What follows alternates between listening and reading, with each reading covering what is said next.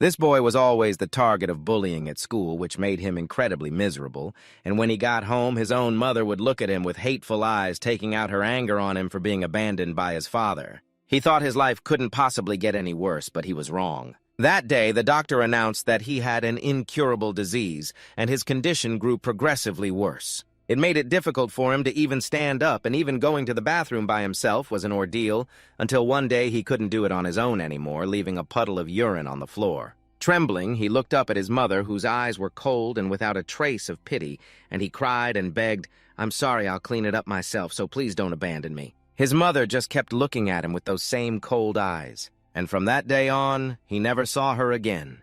His illness worsened, and he passed away in a cold, lonely room, making a silent wish just before he died. "If I have a next life, I want to be loved by everyone," and a deity heard that plea. Taking pity on the poor child, she reincarnated him into a new world for his next life. He was born into a prestigious family. As the most beloved youngest son, he thought his life would be filled with joy and happiness, but that dream shattered in an instant. When he turned 8 years old, his body suddenly became stiff and immobile.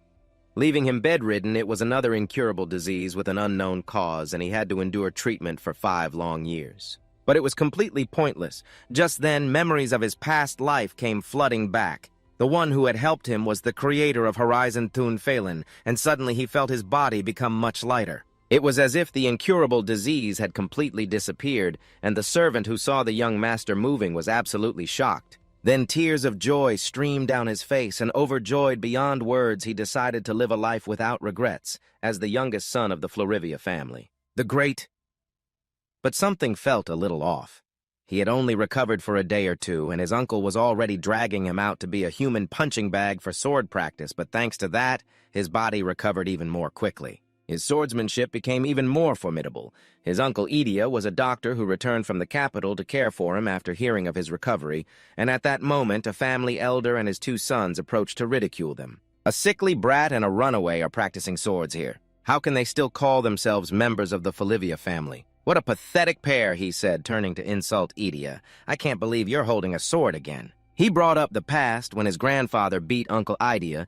Just because his swordsmanship wasn't as strong as his brother's, he was considered the family's disgrace and had to run away to the capital. Hearing his Uncle Idia being insulted, he wondered why he had to listen to such taunts in this life as well. "I had enough of this in my last life." He immediately landed a punch straight on the elder's grandson's face, leaving everyone utterly shocked. While he was still busy rearranging that guy's face, he yelled loudly, "Uncle Idia isn't the family's disgrace, you are."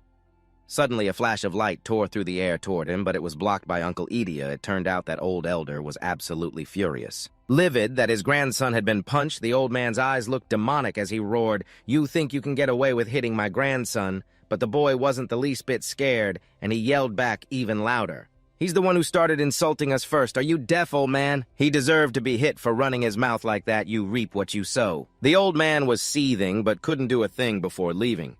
He didn't forget to make a threat. "Your older brother, the family's vice head, will have to take responsibility for this matter." Hearing his older brother mentioned, the boy broke out in a cold sweat because he was an incredibly terrifying person.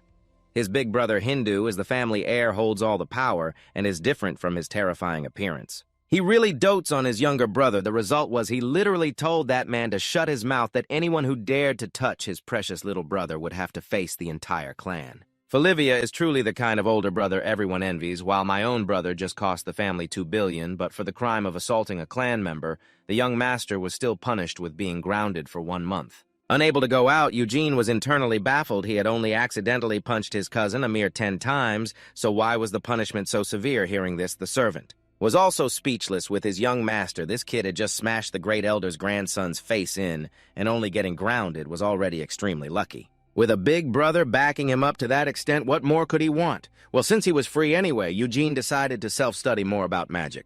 But the library had too many miscellaneous books of all genres. He did not know where to start. At this rate, trying to become a master through self-study was a complete long shot. He wanted to ask his big brother to find him a teacher, but he did not dare because he was still grounded. Right at that moment, his uncle brought a professor from the Magic Academy. Her name was Easton Eugene.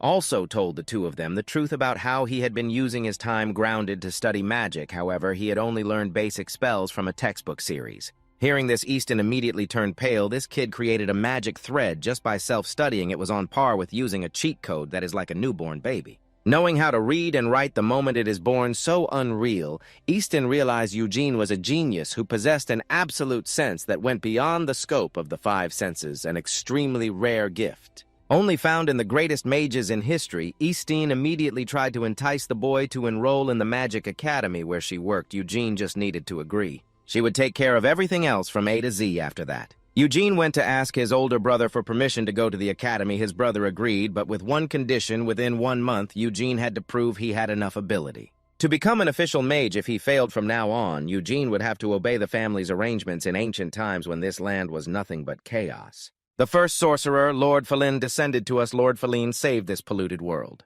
and used magic to drive the monsters far away from this land. Thanks to that, those monsters disappeared, leaving behind a desolate and lonely land. She shed tears looking at the empty land. Lord Phelan suddenly felt a wave of loneliness. Therefore, Lord Phelan took the stars from the sky to create 12 disciples, and together they filled the land with life, and that is why the world is so peaceful today and has a prosperous life. Professor Easton affirmed it was all thanks to Lord Phelan and her 12 disciples. Finishing her story, she suddenly saw Eugene nodding off and became suspicious. "Is this story too boring?" He quickly replied. "No, ma'am." Easton smiled gently, showing her understanding. "You do not have to hide it. It is normal to find this story boring after hearing it so many times, and you are just a child, aren't you?" Suddenly, she asked another question that caught him off guard. "Eugene, what do you think after hearing Lord Phelan's story?" Putting on a pensive look, he commented that she was a bit sentimental. "It seems she cries easily." Easton was very happy that her student's words matched her own thoughts. That is right. That is one of Lord Phelan's most charming points. It feels like she is a very emotional and approachable creator, does it not? Speaking of which, she added, "That is a wonderful perspective. But why do you not try thinking like a mage for a moment? Why do you think we call her the supreme being who created life on Horizon by the title of sorcerer instead of God?" Faced with this question, Eugene was truly bewildered now that he thought about it. Why was that just then Easton's two hands were cupped together, holding a sparkling light in between? The miracle of beings like God, the miracle of creation and of life itself. Just as magic creates countless threads, those threads of magic are just like the strings of a musical instrument. Depending on how you pluck them, they can create different phenomena, just as strings can create different sounds. Depending on their vibration, they can become water and fire, become wind and light, become life, and even become the world. That ray of light gradually transformed into a crystal ball. Easton stated, "This is basic magic for a new mage. And Lord Phelan's creation magic works on the same principle within the scope of these strings. Thus, the strings can truly be considered the alpha and omega of magic." What Eugene had just heard and witnessed was enough to leave him in awe as Easton continuously transformed the magic in her hand to illustrate. That's why a mage's ability depends entirely on the strings, how many strings they can control and how well they can use them. Those are the two aspects that determine a mage's ability. Eugene, your talent was confirmed on that day. You're like a performer. The ability to handle strings delicately is already within you. The only thing left is to see how many strings you can use. Eugene also tried stretching his two hands, looking a bit sad. "I only have one string." Easton immediately comforted him. Of course, everyone starts with one string. By now, she had transformed the magic in her hand into a crystal. Starting with one string, the goal is to reach the minimum number required to truly affect the waves out there. 4 strings is the gateway to true magic. But currently, no one can reach 4 strings. Everyone's number of strings is fixed at birth. Hearing this, he became very sad, at a loss for words. At this moment, a very strange device appeared in her hand. That's right. So today we will use this measuring device to assess Eugene's potential. He immediately brightened up, yes. Suddenly, he looked up with his innocent face and asked, "But miss, how many strings should a person have? What if I have too few?" Easton reassured him. "After all, we're talking about the Falivia bloodline, so don't worry too much. Although the number of strings is important, it's not everything." Eugene asked skeptically, "Really?" Easton then gave a comparison. There are many such cases when having many strings is just pie in the sky. Eugene obediently replied, "I understand." Easton continued, "Nowadays, young mages are too obsessed with the number of strings." He looked bewildered, huh? At this, she expressed her opinion. "In my eyes, it's foolish and pathetic when people who can't even perform intermediate magic properly look down on the efforts of those with fewer strings, acting like privileged elites just because they were born with more." Eugene affirmed, "I understand what you're saying." At this, Easton patted his shoulder and said, "I got a bit heated.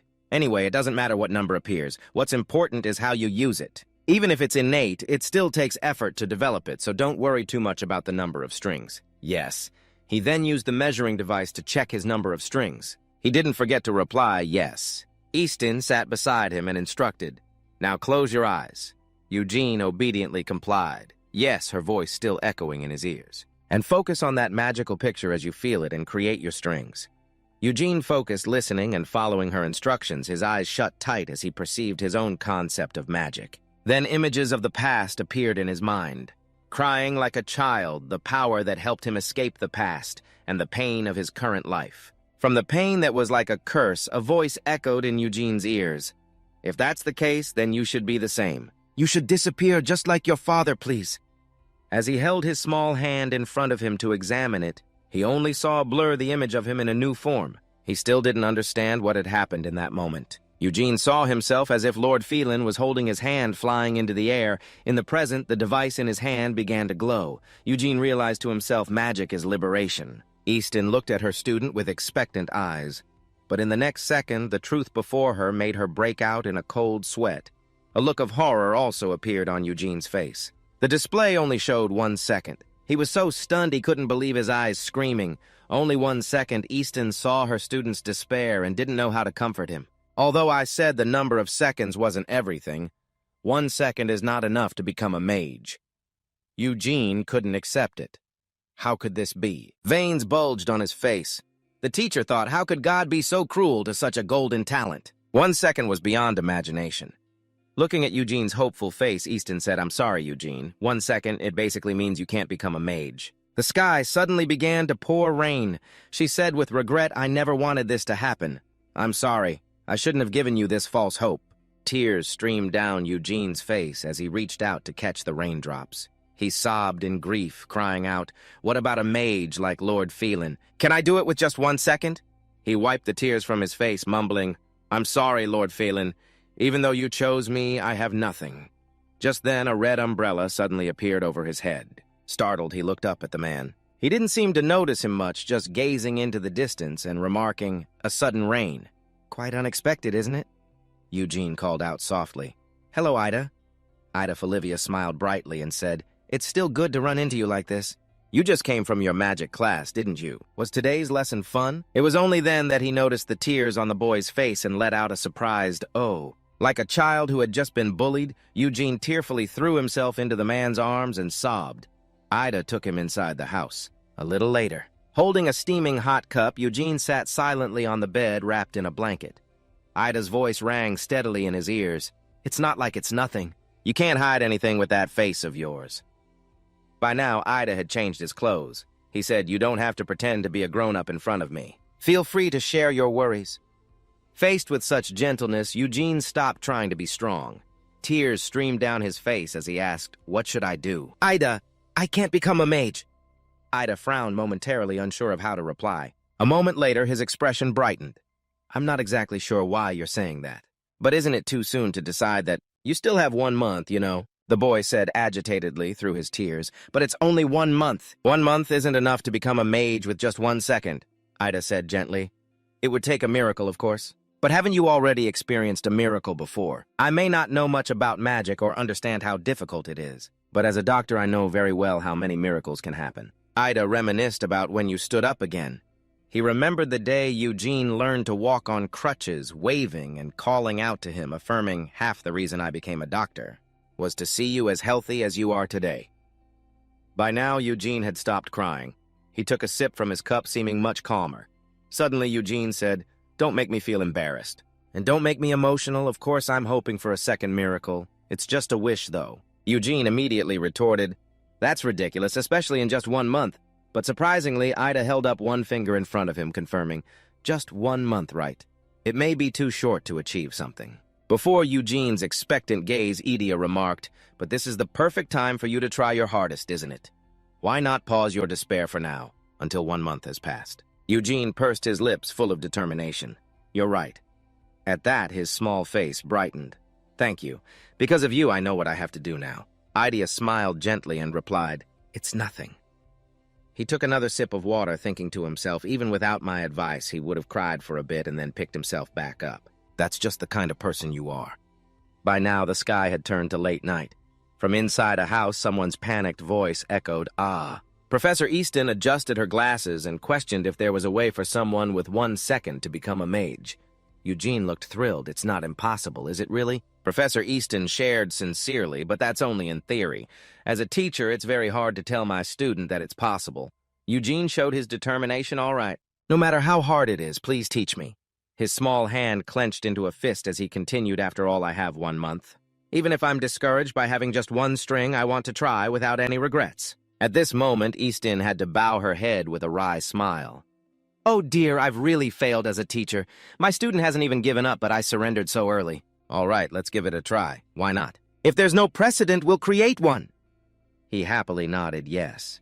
Then she held up 4 fingers and reminded him, "I mentioned to you before that you need 4 seconds to use magic." Eugene's eyes suddenly sparkled. "But that doesn't mean you can't use magic with fewer seconds." He chimed in, "That's right." "Yes." She held up 1 finger and explained the way to use magic with just 1 second and nothing more. Eugene looked at her expectantly. "Yes." Easton again held out a hand with 4 fingers and said vaguely, "You need to use that single 1 second as if it were 4 seconds. You'll have to figure out the method yourself." Eugene began to feel confused as the illusion of her created 3 more copies. In the following days, he diligently practiced his 1-second magic.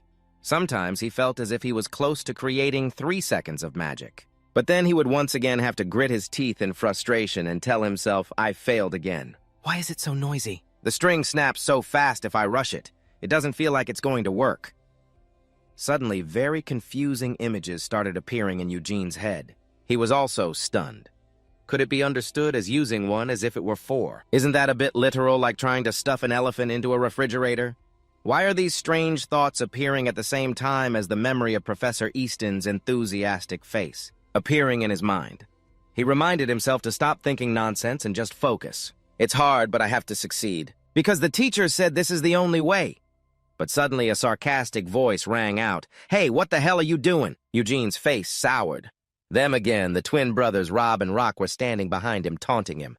"Can't you be quiet?" "How can someone with only 1 second make so much noise? How can you even practice magic with just 1 second, huh?" Eugene rested his chin on his hand and said flatly, "Rob, Rock, leave me alone." Immediately after, he stood up, grabbed Rock's collar, and asked seriously, "Do you want to get beaten up like last time?" He scowled and shot back what Rob got so angry he gritted his teeth. "You pathetic worm, what are you talking about? If that had been a proper fight, you would have been dead that day." Eugene is using a provocative stance to challenge if you feel that way. "Why don't we try a real match? Rob is ready to accept." "I'm really here for that, you monster." "Ty, you're suddenly showing fear. What are you questioning?" "Really, no, I mean a small, real battle." Rob replied nonchalantly, "Of course, I'm not suggesting a brutal match." His words contradicted his thoughts as Rob's mind was filled with fierce monsters. Instead of saying that, "Let's compete honorably as members of the Folivia clan, the protectors of the Western Horizon." When my brother said these words, the slope nearby listened without missing a word. Thin lips curled into a sly smile, bravely facing the abyss at the front line.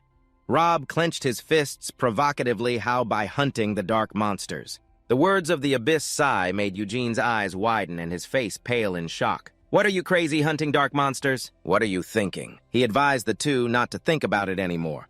"I will talk to our brother again," but Rob continued to provoke Eugene with words like, "What are you feeling scared?" "Scared?" He tried to explain that the issue here is not fear. "You know, you shouldn't do that." He put on an obvious face and replied, "Isn't that what we will do when we grow up? Why can't we?" Crossing his arms in front of his chest, he spoke, "Let's leave this coward behind. We will go without him."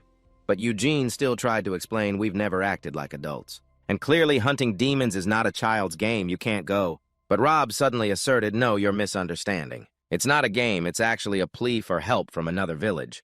At this point, he also calmed down somewhat and questioned then who requested it. Suddenly, a ragged boy appeared lurking in a corner of a tree, calling this kid come out and explain. Jin quickly replied, "Yes." Eugene's pupils widened in disbelief. A child immediately came out in front of everyone, recounting with tears. "The adults have all been taken by demons, and I don't know what to do alone." Jin was so angry that he shouted at Rock, "If it's a serious matter and the victims are involved, then you should say that." At this point, he sat down next to Jin, asking, "Are you okay? Where is your village? Don't mind these fools and tell me, just consider us your two brothers." Rob and Rock looked at each other, doubting what's wrong with our lives. At this moment, they could still hear Eugene's calming voice, reassuring the boy. Don't worry, I'll talk to the adults and call the soldiers. Suddenly, the child in front of them touched his two fingers together, saying, "I'm not a boy." But in an instant, Eugene froze. "Sorry, I mistook you for a boy, got a chance to scold, stupid." Rob opened his mouth again, requesting this. "I don't care about other things, but don't talk to the adults, okay? Otherwise, the bets and everything will be gone." Eugene was unhappy nearly every word. "Rob, you know everyone has been captured, and you still—" He stood up and shouted, still caring about hunting a stupid demon. But before he finished speaking, he explained that this child came from the village that burned the forest. Eugene incredulously asked again what immediately Eugene's face was sweating tight and burning the forest. Rob's deep, resonant voice still echoed in his ear. "You can probably guess what would happen if we reported a village for burning down the forest to the adults. You already know the outcome. The village would be destroyed and its people would be exiled or sentenced to forced labor." When Rob said these words, it seemed Jin didn't understand, as many question marks popped into her head. Finally, she heard Rob conclude with one sentence, "I'm not sure that's what this kid wants." Now, Rob put on a wicked expression. "Of course, I'm indifferent to both choices. I have nothing to lose, although it would be a shame if I couldn't hunt those dark monsters. But catching a group of villagers burning the forest isn't a bad achievement. Either scene change to a desolate village, leaf walls, crooked pillars, trees that couldn't even be bothered to bloom." In an instant, a dark monster growled, its mouth wide open, looking incredibly terrifying.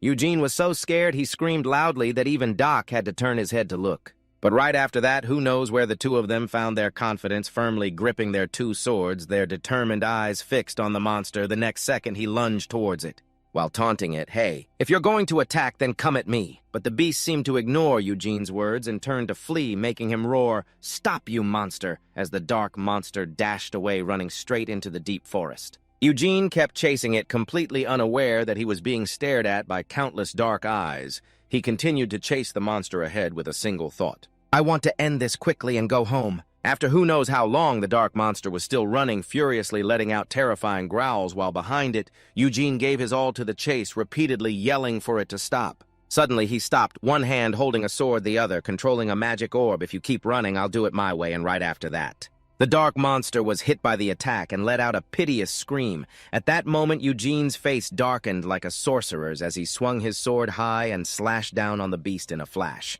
leaving it so bewildered it questioned its own existence, not even knowing how it died. One slash from Eugene's sword sent the monster's head flying from its neck. In an instant, it fell right behind him as he cheered happily, "Got it. Finally caught you using magic too." But before Eugene could finish, the twin brothers, Rob and Jock, were already there, sneering, "Magic, huh? It's just noise pollution. All that loud noise just to catch that one. And how far did you have to go to catch one? How long did it take you?" With his two arms crossed, Jock remarked, "Magic and all that is just making a big fuss. At least I caught one, that's what matters. How many have you caught that gives you the right to talk so much?" Rob replied disdainfully.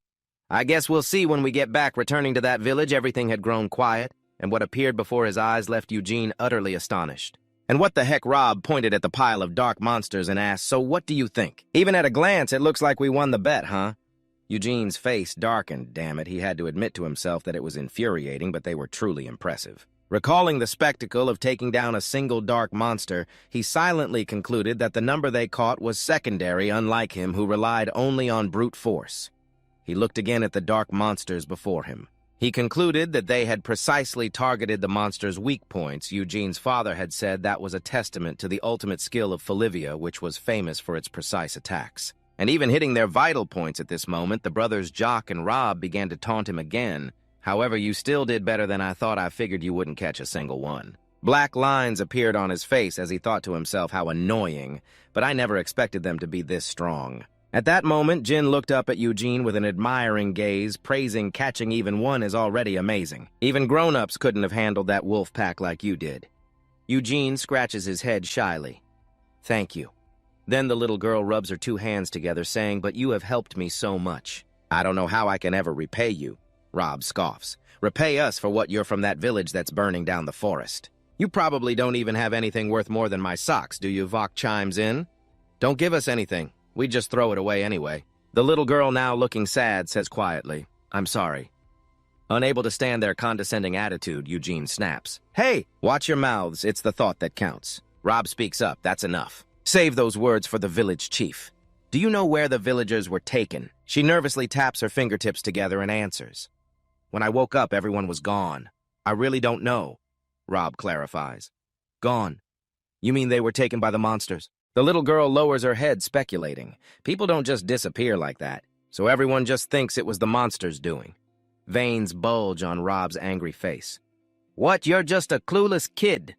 Then Rob's expression turns thoughtful as he concludes. Which means, you don't even know if it was those monsters or not. And lucky for us, the only ones left are an old man and a useless brat. Clearly, there's nothing certain here. Rob sighs. I guess we have no other choice. Let's see what we can find before heading back. Standing aside and observing, Eugene silently notes. So these twins are pretty responsible after all. Suddenly, someone calls out to him. Hey, weakling, annoyed Eugene still responds. What? He thinks to himself. They may be rude and annoying, but it seems they're not so bad after all. Vox starts pointing and giving orders. We'll search the area and look for everyone. You deal with the corpses and look after this kid. Surprised and displeased, Eugene retorts. Huh? Why let me help too? Rob once again adopts a superior tone and answers. Roles are assigned based on ability. Do you have any objection to that? Eugene grits his teeth, trying to suppress his anger. So rude. Not long after the pile of dark monster corpses is incinerated by flames inside a dilapidated house. The little girl's desperate cry rings out. Grandpa, Grandpa, can you hear me? Eugene, who is also there, tries to explain. Trespassing in Horizon is one thing, but the monsters were likely provoked by the damage to the land. That's why slash and burn is forbidden in Horizon. As he says this, the fanatic's expression twists with displeasure, but Eugene doesn't see it. He continues trying to persuade him. I won't tell the grown-ups that you were burning the land, so please. Sir, promise me you won't do it again, okay? The old man isn't moved by his leniency. Instead, he mutters, annoying brat. Not quite hearing him, Eugene asks, what was that? The fanatic immediately changes his demeanor, smiling brightly as he speaks. I'm so grateful to the young nobles for helping us like this. How fortunate. Startled by the old man's sudden change in attitude, he stammers. No, that's not right. What did you just say? The fanatic again pretends not to hear. Speak up, my hearing isn't what it used to be. Eugene presses his lips together, knowing the old man is faking it, but says anyway. All right. I won't bring up any more sensitive topics, but at least explain the current situation to me. I heard the villagers have disappeared because the monsters invaded. Looking outside the village still seems very peaceful, he asserts. But there are no signs that the village was attacked. Because the creatures around the village are just ordinary demon wolves. At this point, Eugene became thoughtful. If a pack of wolves had dragged them away, they would have left tracks. As he spoke, the old man secretly shot him an irritated look, but in front of Eugene, he feigned ignorance, insisting, I don't know. I don't know anything at all when you get old. You might even forget what happened yesterday or today. Eugene lost his patience and, wanting to stay, no longer turned to leave. Before leaving, he left one last remark. All right, then. If you don't know anything, I guess I'll have to find the clues myself. Jin quickly ran after him, offering, I'll go with you, young lord. He was a bit surprised, then looked at the little girl and urged her to get some rest. You've been walking for a long time, Jin. You must be tired. Just then, the old man sitting on the bed spoke up coldly. That's right, why bother such a noble person? At that moment, the old man's brows furrowed and a frightening sound came from his throat as he demanded, Come here! Stay with this old man. Then the old man put on a repentant look and admitted his fault. Yes, it's my fault, young lord, and this child is still naive. Eugene looked at him. There's no need to scold her. He explained awkwardly, I was just worried the little one would get tired. At that moment, he wondered to himself, what's going on? His mood seems to have changed. The old man gave a hollow laugh and asserted, How kind. This poor child must be tired from all that wandering. At that moment, Eugene thought to himself, There's something wrong with this old man. He then took the initiative and offered, I will wash and put the boy to bed in my bed. You go on with your mission, young noble. What the old man said left Eugene feeling confused. Just then, Jin looked scared. I don't want to. Why would I have to bathe with an old man? The man stared at the little girl and let out an ah. Then he softened his voice to reassure her. What's the matter? A boy shouldn't be shy, right? The little girl's eyes widened as she asked back. What Eugene was also surprised that the village chief didn't know Jin was a girl. He remembered the first time he met her. I'm not a boy. Back then, he had awkwardly admitted, I'm sorry I mistook you for a boy. Now the little girl quickly hid behind Eugene and retorted, I'm not a boy, have you forgotten? Before she could finish, he cut her off. I'll take Jin with me, he added. On second thought, it would be better to have someone guide me. The old man didn't object, simply acknowledging, That's right. So take the boy with you. And suddenly he narrowed his eyes, his voice taking on a frightening tone. But young lord, his footsteps faltered. He looked back at the old man with an unspoken question. You might be surprised having lived such a sheltered life. But this is our way of life. It wouldn't be strange if we disappeared today or tomorrow. The old man suddenly started to advise. So don't worry about lowly people like us. Just go back to your normal life. As they left the house, Eugene asked Jin, how long has it been since the village chief started acting so strangely? The little girl tried to remember but couldn't recall the specific time, guessing it was about 1 month ago. A fragment of memory rushed back to her as she confirmed. He seems fine today, but before he was very abnormal. He didn't even recognize the villagers and would suddenly start drawing strange pictures. He would also make sounds that no one could understand. The little girl then recounted what she heard the villagers commenting about him. That's why the adults said the village chief had gotten old. Everyone was talking about it like that. At this point, the little girl became agitated, asking a few disjointed questions about what and why now. He held Jin's hand tightly to calm her down, then asked where the village chief's drawings were.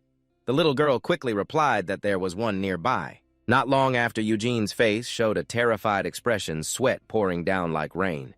The two of them stood before a large boulder, staring intently at it as Eugene thought to himself, I was hoping it wouldn't be this case. The little girl naively questioned why he asked that. She looked at him with her big round eyes, wondering, do you know something about this drawing? His eyes narrowed slightly. Eugene only thought to himself, of course. The people of Falivia learn about this symbol before they learn to read and write. On the rock were drawings of small and large circles joined together. Eugene understood this symbol was the mark of our enemy. If they were involved, everything would become very complicated. Although he didn't say it out loud, Eugene was certain. The good news is that Falivia knows the enemy's behavior better than anyone. In the current silence, only Eugene's voice rang out. Is there a large cave nearby? The little girl immediately confirmed, yes, there is one, but the adults told us not to go. But he asked her to lead him there. By now, the two of them had entered the cave. Eugene quickly lit a torch to illuminate the path. His mind was still pursuing its own thoughts. A person suddenly going mad, mysterious disappearances. Stories like these usually share a common origin. Eugene led the little girl through the dark cave, holding a torch in one hand and a sword in the other while the little girl held on to him.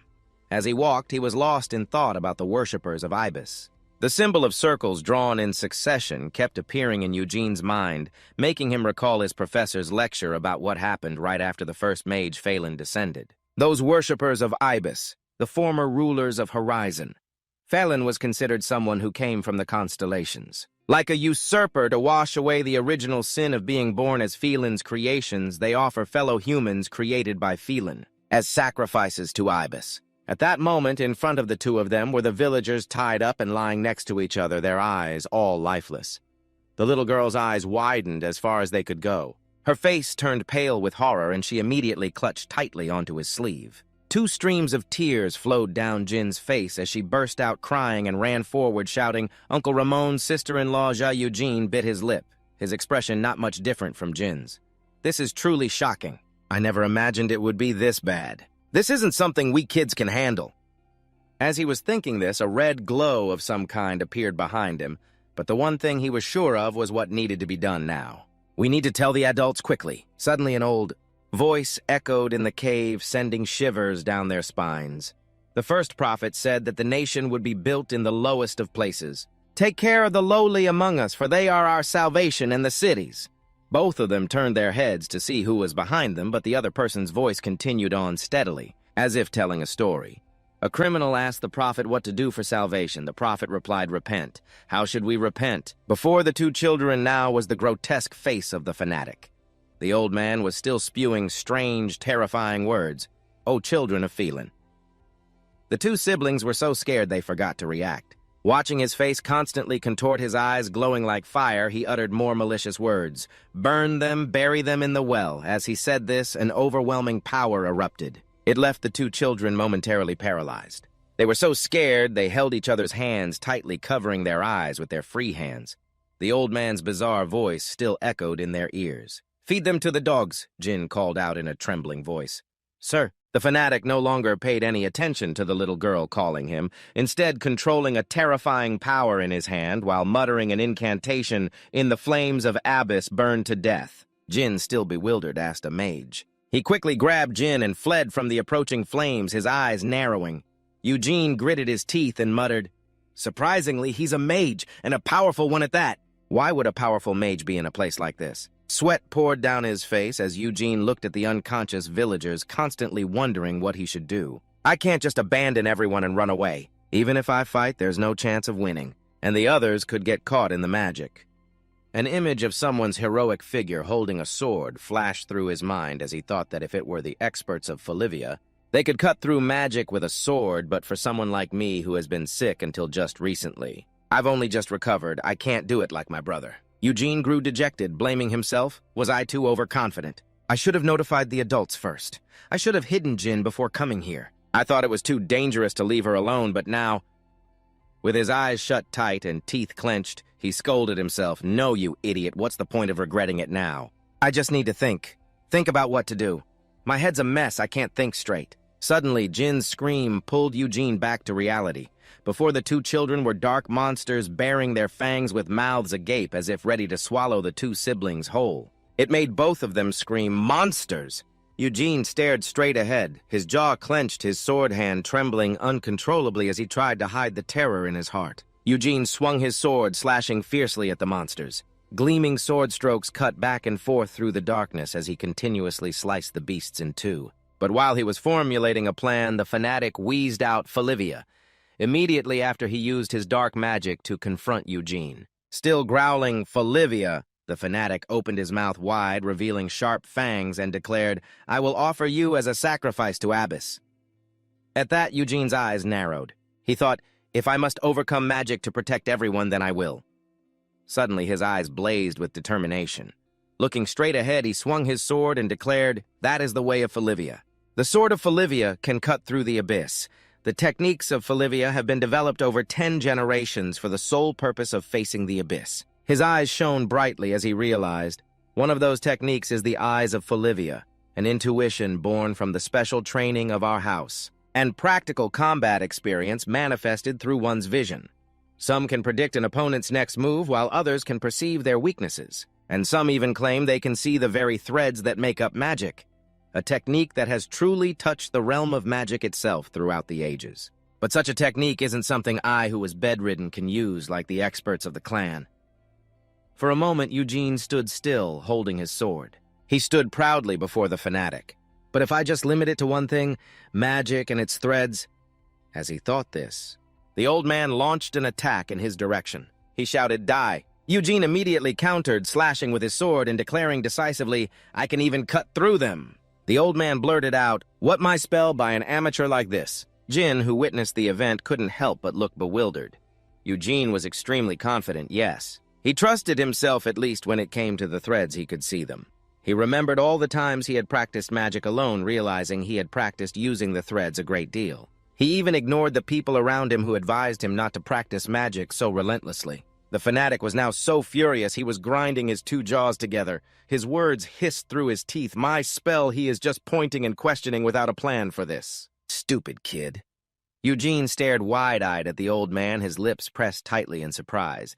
The man was dancing while completely surrounded by fire, which made Eugene stare blankly, wondering what on earth he was trying to do. With Folivia's eyes focused on every single thread, it wasn't difficult to see. Suddenly, the old man opened his mouth and shouted loudly, "Folivia, you deal with the magic user right after that." The fanatic controlled his magic to attack Eugene, challenging him at the same time. Try and slash through it again. He reacted quickly, pushing Jin behind him and urging, "Quick, get behind me." His sword swiftly cut through those fireballs. But the magical flames kept coming more and more numerous. He tried his best to cut them all down, but now his sword hand was trembling. This is not good, he realized.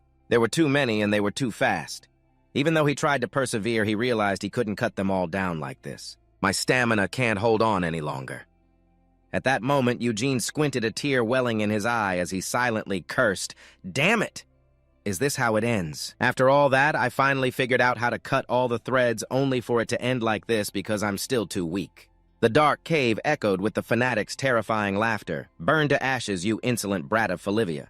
Suddenly, he froze, a large question mark forming in his mind, as he noticed the light that was now rushing toward him. Eugene, sword in hand, thrust through the fanatic's curtain of magical fire. His eyes shone with determination as he thought, "That's right, it's just a simple problem." The fanatic recoiled.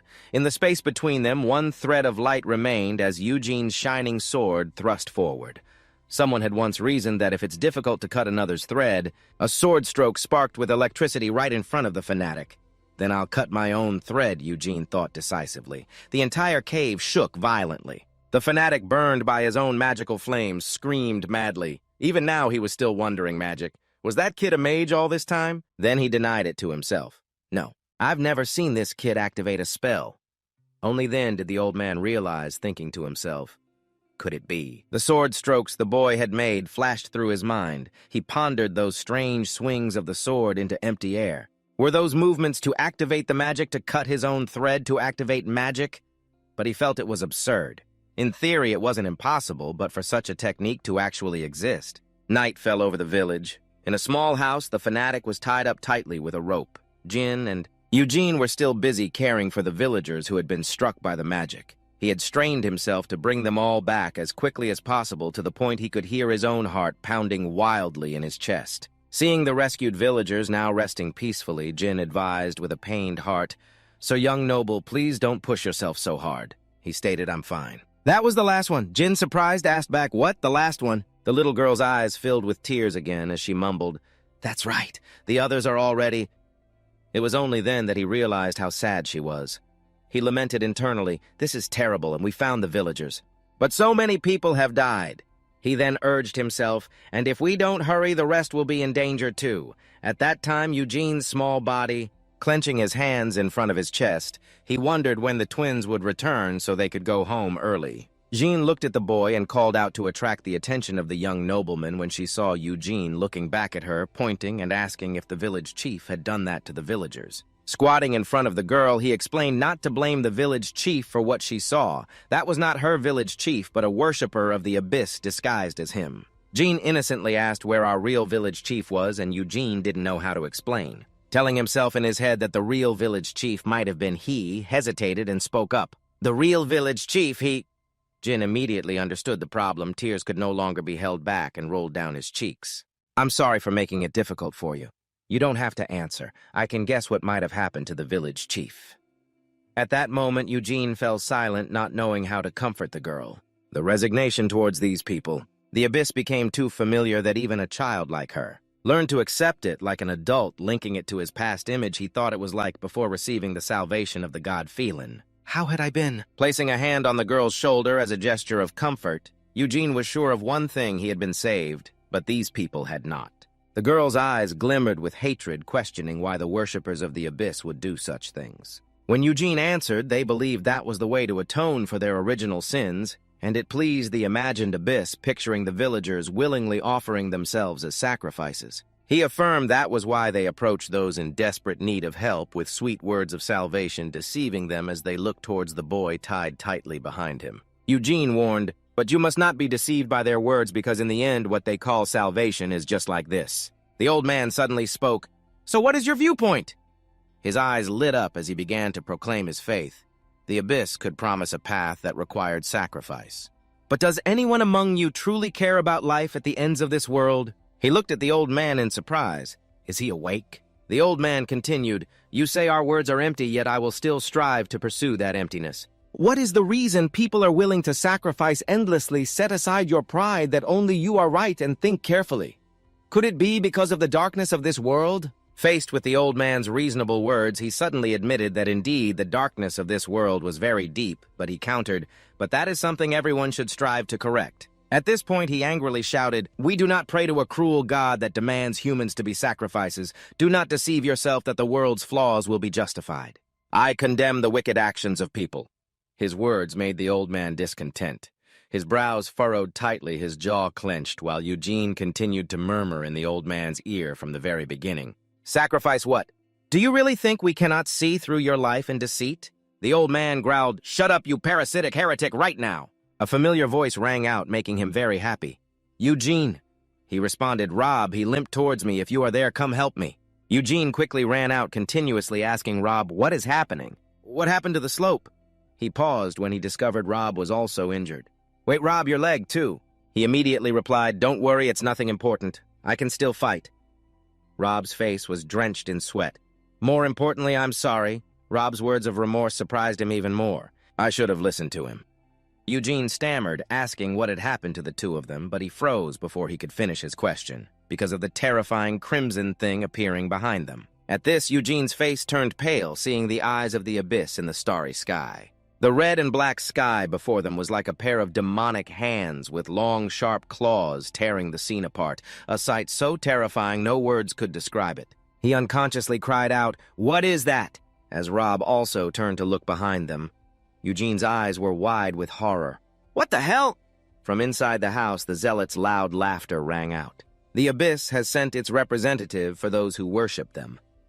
Elsewhere, the bare-chested idea had dark tendrils wrapped around his body, the corners of his lips curling into a demonic smile. I wonder if I should go meet it. At that moment, the grotesque form of the abyss's ambassador appeared in the sky, making Eugene cry out in terror, "Oh my God!" He suddenly turned to Rob with a proposal. "Can you evacuate the villagers while I hold them off?" Rob looked completely stunned, unable to react. Eugene's steady voice continued to echo in his ears. "I am sorry for having to ask you this, especially while you are also injured." Rob confidently replied, "No, my injuries are nothing." But as he looked towards the villagers, his eyes widened. He hesitated. "But the villagers?" His gaze was fixed on the inhuman figure, the neither man nor demon form of the zealot. He asked, "Is that a worshipper of the abyss?" Just then the zealot let out a great scream, making Jin clamp his hands over his two ears. Abyss Rob, still trembling, wondered to himself, what the hell happened while we were gone? Looking at Eugene's small frame, Rob was bewildered, realizing he had faced that thing all by himself. Rob's lips tightened, tormented with guilt. While he was saving everyone, Suddenly, a gleaming sword blocked the way, startling Eugene. Rob called out, "Hey!" Rob stated firmly, "You are brave. But your ignorance is a problem." Eugene called his name, not understanding what he meant. Rob gave a wicked smile and said it should have been the other way around. "I should be the one to hold it off while you retreat." A worried Eugene questioned him. "What are you talking about with your injuries?" Unafraid, Rob stood facing the ambassador of the abyss. He looked back at Eugene and advised, "Forget your useless sympathy and look at the reality before you, with this leg. How am I supposed to evacuate anyone from that damn thing?" And Rob said confidently, "Don't worry, I do not plan on dying, so evacuate everyone and inform the clan. I will manage somehow." Eugene's face twisted as he heard Rob declare, "Your job here is done. Let me take it from here." Eugene called out to him again, "Rob." But Rob was already walking forward unflinchingly, declaring, "Let me take responsibility for dragging you into this." Eugene knew there was no way to stop him and could only call his name sorrowfully, "Rob." At that moment, the zealot laughed loudly. "All of you are finished!" Looking up at the monster, the zealot proclaimed, "Ambassador of the abyss, the sacrifices for you have been gathered here. Take their lives to replace your shattered body." Rob glanced back unconsciously, repeating the key phrase from the zealot's last sentence as a question. Shattered body, Eugene's eyes widened as he wondered, does that mean? Mustering his courage, he looked at the monster and wondered, it is not at its full strength. Eugene gripped his sword, tightly filled with determination. We have to stop it now at any cost while it is still incomplete. But as he looked at the giant monster before him, he wondered, but this thing, is this something a human can even stand up against? Though his face was paler than a ghost, Eugene tried to steel himself. Don't be afraid, nothing can be solved by succumbing to fear. A voice suddenly rang out. He looked displeased, seeing Eugene step forward. What are you doing? Didn't you hear what I said? Eugene's lips curved into a resolute smile. This is a more practical decision. Together we can last longer. The other boy looked astonished and repeated what? Then Eugene explained his idea. Hearing your words, I realized that if we cause a big enough commotion, the adults will definitely notice. Olivia will surely come here. Rob, suppressing the fear in his heart, conceded that might be true. But facing that thing, will working together even make a difference? Eugene's two eyes lit up as he said with certainty, it'll be fine. Trust me. Rob froze as he looked into his eyes, which shone like headlights. His voice trembled for Olivia's eyes. How do you... He gripped his sword with both hands tighter than anyone. Eugene knew the after effects of the last battle remained. I can't fight aggressively. I'll focus on dodging attacks. But while he was still thinking, the monster's gigantic fist swung towards his face. His eyes couldn't hide his terror as a trembling voice escaped him. What at that moment, the space shook and debris flew everywhere. Eugene's pupils dilated to their limit as he looked up. The three boys, Eugene, Rob, and the other, were sent flying, suspended in midair for a moment before Eugene's body slammed into the ground. A loud thud echoed. He coughed up blood. Before his eyes closed, he stammered, "Impossible." Looking at the monster before him, he was lost in thought. With just one punch, the cultist looked up with hopeful eyes at the god he worshipped and laughed loudly. The abyss glanced at Eugene as the old man gloated mockingly. "Look, you heretic, you mocked our faith as a lie, but behold how the abyss rewards our belief." At this, Eugene slowly closed his eyes, letting the tears fall. "I'm sorry." Looking at Rob, he couldn't stop blaming himself. "Rob, if I had listened to you, at least some people could have been saved." Then he thought of his older brother, wondering, if my brother were here instead of me, would the outcome have been different? Just then, a terrifying sound echoed. Something pure white like a tornado was unleashed from the monster's mouth. The cultist looked over and recognized that magic. "Everything here will be wiped out." Looking at the blinding light before him, he pleaded, "These are the offerings I have prepared for you. Oh, Abyss, please have mercy." Eugene gritted his teeth repeatedly, saying, "I'm sorry." With one hand on the ground, he struggled to get up. A moment later, to the cultist's amazement, he was kneeling. His eyes sharpened. "Because of my failure." The old man wondered in bewilderment how he could move as Eugene's laser-like gaze pierced straight through him. At the very least, he stood up straight, facing the monster's powerful ultrasonic wave. Eugene gripped his sword tightly, vowing, "As long as my body can still move." For one more minute, or even just one more second, swinging his sword at the enemy with all his might, he declared, "I will protect them." Once again, the surrounding space shook, debris flew everywhere, and the cultist fell to the ground. His eyes filled with disbelief at what he had just seen. No, he was too scared to speak. Impossible. The ambassador Abyss revealed its bizarre centipede-like form. The sword in Eugene's hand had partially broken. Now all he held was the hilt as he looked at the threads of magic lingering in the air.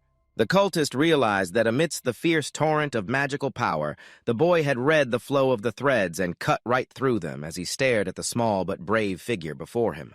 The old man wondered if this could be true. Is there any magic that this newcomer cannot cut through? The thin lips of Eugene formed a proud curve as he held his sword. In the next moment, he collapsed, exhausted, carrying a regret in his heart, wishing his sword was still intact. He looked up at the sky. The stars twinkled, and he murmured about the stars of the conquerors. The old man silently concluded that they were watching this kid. Why? Remembering the light he saw from the Ibis ambassador, he now assessed that looking back into the abyss was indeed hasty. Although the manifestation lacked a sacrificial offering and did not take the available offering, it tried to kill him immediately. Suddenly, the old man's pupils became frantic, constantly questioning who this kid was. Exactly who is he to attract the attention of such supernatural beings? The old man opened his mouth wide, full of sharp fangs, internally issuing a death sentence for him.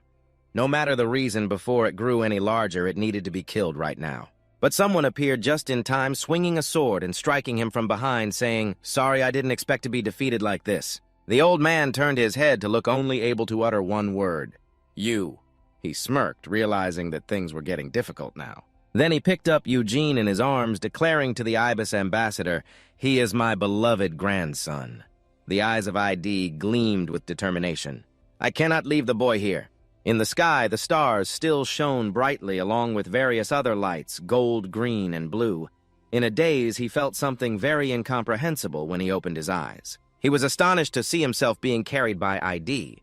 He was seriously injured, but upon seeing Eugene open his eyes, he immediately asked, "Are you awake?" Eugene, bewildered, opened his mouth. "This is..." Suddenly, his eyes widened, realizing the situation. He hurriedly asked, "Uncle ID, why are you..."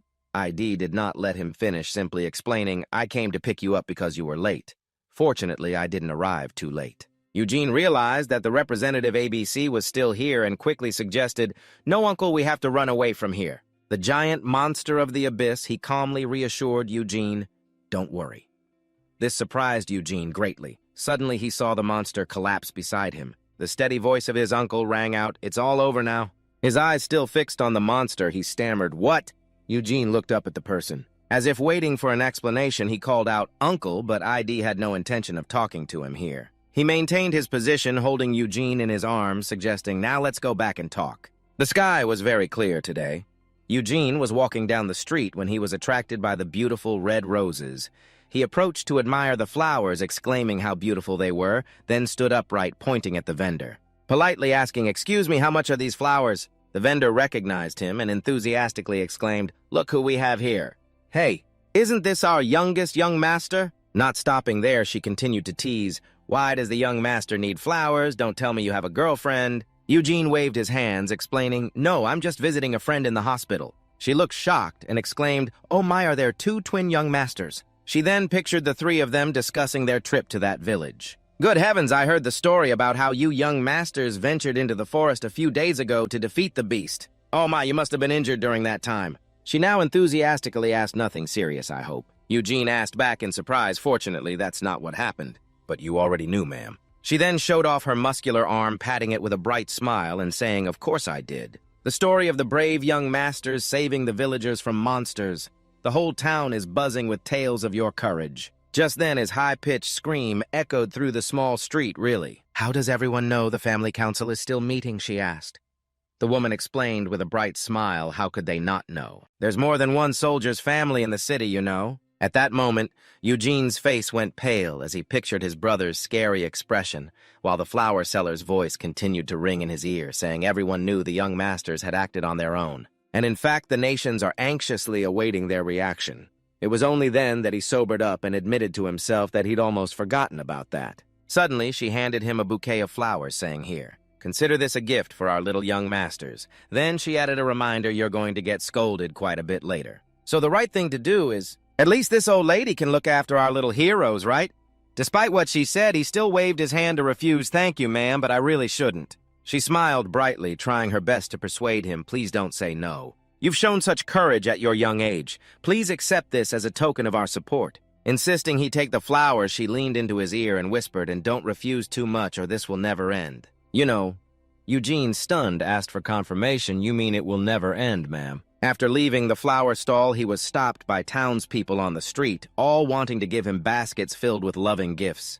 Holding all of them, he was completely flustered. The villagers were so enthusiastic that their gift baskets nearly crushed Eugene, forcing him to cry out, "I'm sorry, I can't carry any more." At the hospital, the twin brothers stared wide-eyed and bewildered at the pile of stuff. Eugene struggled to put everything down, and one of the two brothers asked a question. "What is all this?" Panting, Eugene explained, "I went into the city to buy flowers to visit, and all of this was given to me as gifts by the townspeople. Yes, I'm very grateful, but it's a bit much." Bringing the bouquet to his two friends' bedside table, Eugene asked, "I'll just put the flowers here, okay?" Rob replied expressionlessly, "Do whatever you want." When Jock looked at everything he brought, he had to say something, but look at how much they gave. "It seems the townspeople think this was our first battle. Bolivian warriors are usually given a warm welcome with flowers on their first expedition." His gaze lowered slightly as Rob said, "I've never seen so many gifts at once." Eugene had to agree, "Is that so? That makes sense now." Eugene expressed his regret, saying, "But I feel it's a pity that in the end I was the only one to receive all the welcome." Rob replied nonchalantly, "It's fine. It would only make you feel more guilty if you were honored without any real contribution." Suddenly, Rock spoke up with concern, "By the way, are you okay? How are you able to walk after being injured that badly?" Eugene looked bewildered, exclaiming, "Oh, right," as he held out his hand. There was a long scar on it, but for sure, besides a few scars, there was nothing serious. Suddenly, Eugene's face lit up with excitement as he suggested, "Perhaps it's because I've been resting for the past 5 years." Contrary to his smiling face, the twins' faces fell. Rob spoke up to remind him, "You know that's not funny, don't you?" Eugene, looking a bit confused, asked back, "Not funny?" His fingertips fidgeted together, and with eyes that looked like they were about to cry, he hesitated so. "I see you've recovered as well, so perhaps I should be leaving now." A faint smile crossed Rob's face. Before Eugene could leave, he suddenly spoke up. "Eugene, I'm sorry for how I treated you before." Eugene exclaimed in surprise, "Me?" Then Rob also looked very surprised at this. Rob continued seriously, "To be honest, I thought you were just a freeloader mooching off everyone from your sickbed." Rock, unable to listen any longer, cut in, "Hey." Just then, Eugene could still hear Rob confessing, "But I was wrong about you. That day you were more of a Bolivian than anyone." This made him scratch his head in embarrassment, unable to accept the praise, no way. At this point, Eugene also commented sincerely, "You're pretty impressive yourself with your sense of responsibility. I thought you guys were just a couple of obnoxious brats coasting on your family's status." Rockanoid retorted, "Just keep insulting us, you psycho." Then he added, "That's enough of this awkward conversation. Tell me what happened that day."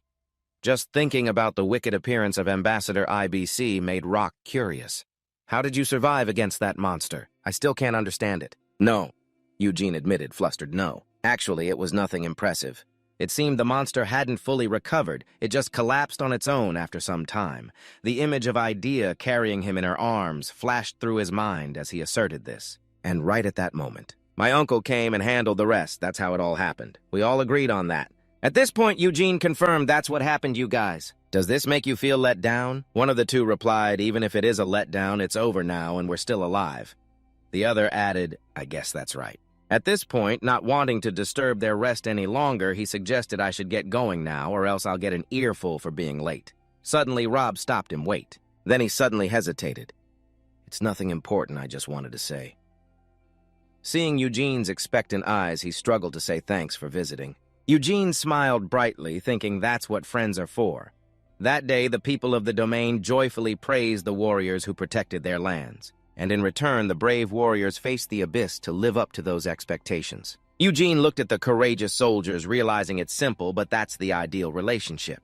That's why the Folivia family is on the front lines fighting the abyss, and have kept the peace.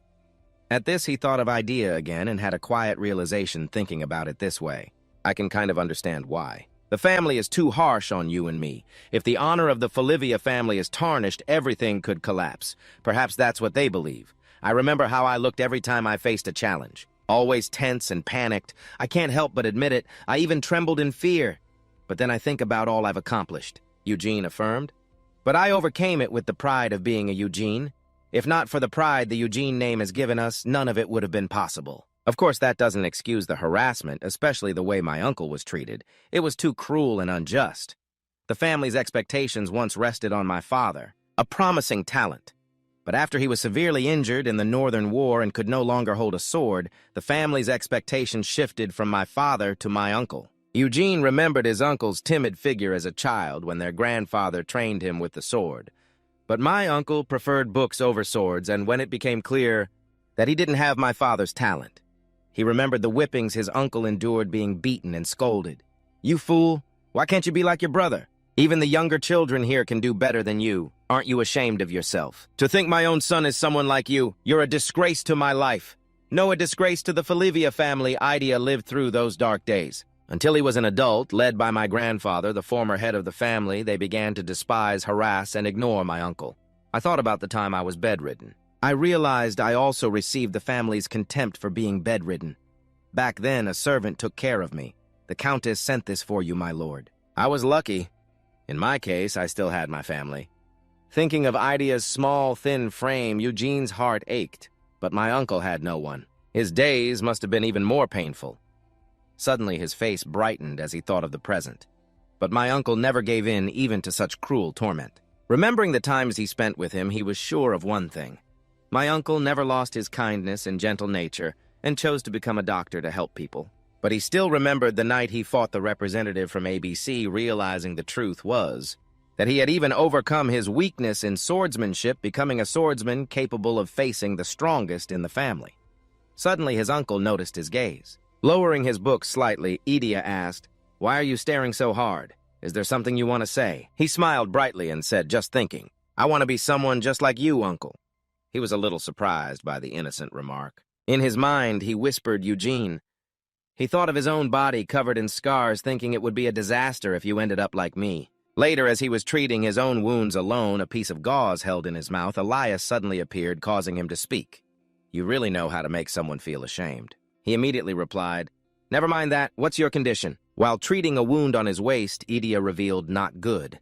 I've lost a lot of blood and my muscles are torn. I expect to lose 20% of my mobility. For the damage to be only this much. After facing the abyss, King is lucky," Elias said flatly, "lucky." Then he suddenly exploded, "You call that lucky? Do you have any idea how much effort we put into preparing for that?" Standing behind him, he continued his tirade regardless of whether Idea was listening. "That thing was supposed to handle an entire war front to kill it just like this. How are we supposed to face that demon general now? Not to mention you've lost 20% of your power." The more he spoke, the more enraged he became. Unbelievable. Why would you do that?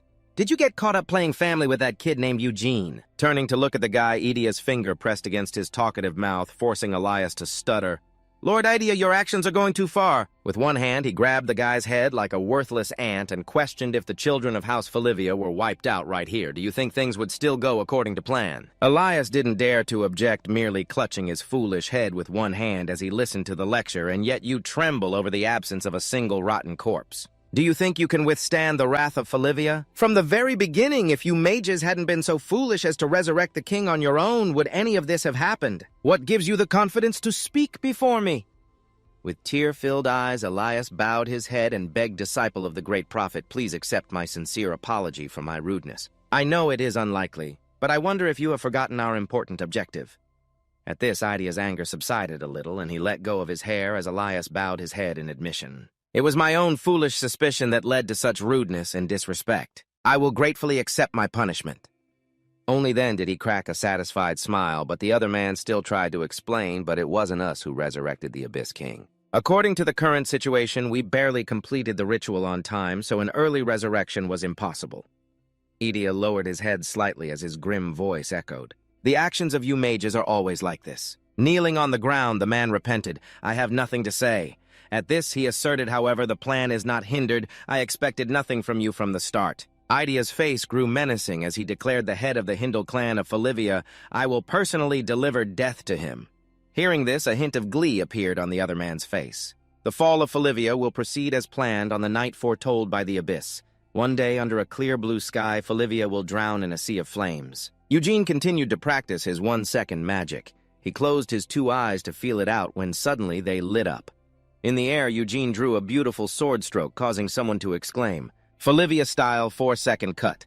Wiping the sweat from his face, he stopped and asked, what about that teacher? It's different from the method you taught, but I still managed to use magic. He then asked innocently, was it because it was a life-or-death moment? Your teachings suddenly popped into my head, and I immediately improvised based on them. At this, his eyes sparkled as he asked, so how was it? My magic isn't bad, is it? With a horrified look, veins bulging on her forehead, Esteem answered honestly, I don't even know what this is anymore. It's terrifying. Eugene looked baffled and asked in confusion, so this really can't be called magic. She was so flustered that she stuttered momentarily at a loss for how to explain. No, that's not what I meant. I was just surprised. In her mind, Esteem thought it's impressive that he thought to use magic by severing his own string, but this concept actually appeared during the Age of Myths. Ancient myths. She then recounted it's known as the sword magic Daisio, however, it said that almost no one can use it in actual combat. That's because... At this, Eugene, with a sad look on his face, continued for her, as soon as the string is cut, I lose control and it becomes too difficult to use if things get even slightly more complicated. She comforted him, at least you were able to use it. Then she explained further Daisio is chaos because it is inherently uncontrollable. In other words, it's like shattering a clay pot to form what you want an extremely difficult way to cast magic. As she finished, an agitated Esteem grabbed his 2 shoulders and shook him nonstop. At the same time, she asked, how in the world did you manage to do that? With his 2 eyes wide, Eugene stuttered, teacher, I'm getting dizzy. A moment later, she calmed down and called out to Eugene, her expression turning pensive as she admitted it was her fault for getting too excited. I'll try to be a bit calmer. She paused for a moment, then remarked, it is truly wonderful and astonishing that you have succeeded in using Daisio, but reaching the level of a mage with it will be very difficult. Before his expectant gaze, Eastine began to explain it leans too much toward raw energy and is very difficult to control. It is not suitable for the complex and sophisticated requirements of modern magic. In fact, no one at the Magic Academy can teach Daisio. Sitting before Eastine, he retorted, is that so? I think I've found a good way. To this she acknowledged, of course. Daisio is truly a formidable weapon, especially since fewer strings mean creating a smaller wave and therefore the magic is limited in scale, using Daisio with a single string. You achieve a nearly 100% energy conversion rate. It will certainly be a great help to you, Eugene, however, regarding the condition mentioned by the Vice family head. Within 1 month, you must meet the admission requirements of the Magic Academy. Speaking of which, Easton affirmed one thing. Using Daisio to meet those conditions is impossible. He hesitated again, wanting to ask then. Her eyes lit up as she instructed, therefore. Because you must meet the conditions to become a mage. Even by practicing every single day, we will have to put Daisio aside and return to the traditional method. At this, Eugene couldn't hold back anymore. Ignoring the tears streaming down his face, he still replied yes. While explaining to Eugene, Easton used magic to demonstrate. Daisio is a fundamental method that involves cutting the string to compensate for what is lacking. It makes it powerful but difficult to control. The traditional method, on the other hand, may be less powerful but is extremely stable. Just then, she produced a diamond-shaped light in front of him, continuing her explanation. That method is bending the string. Folding a string more than 90 degrees will break the connection and allow each part to be used as separate strings. One angle creates 2 strings, a triangle creates 3 strings, and a square results in 4 strings, as she spoke of these things. Her expression became serious, and this is precisely the cruelty of magic for a mage with only 1 string.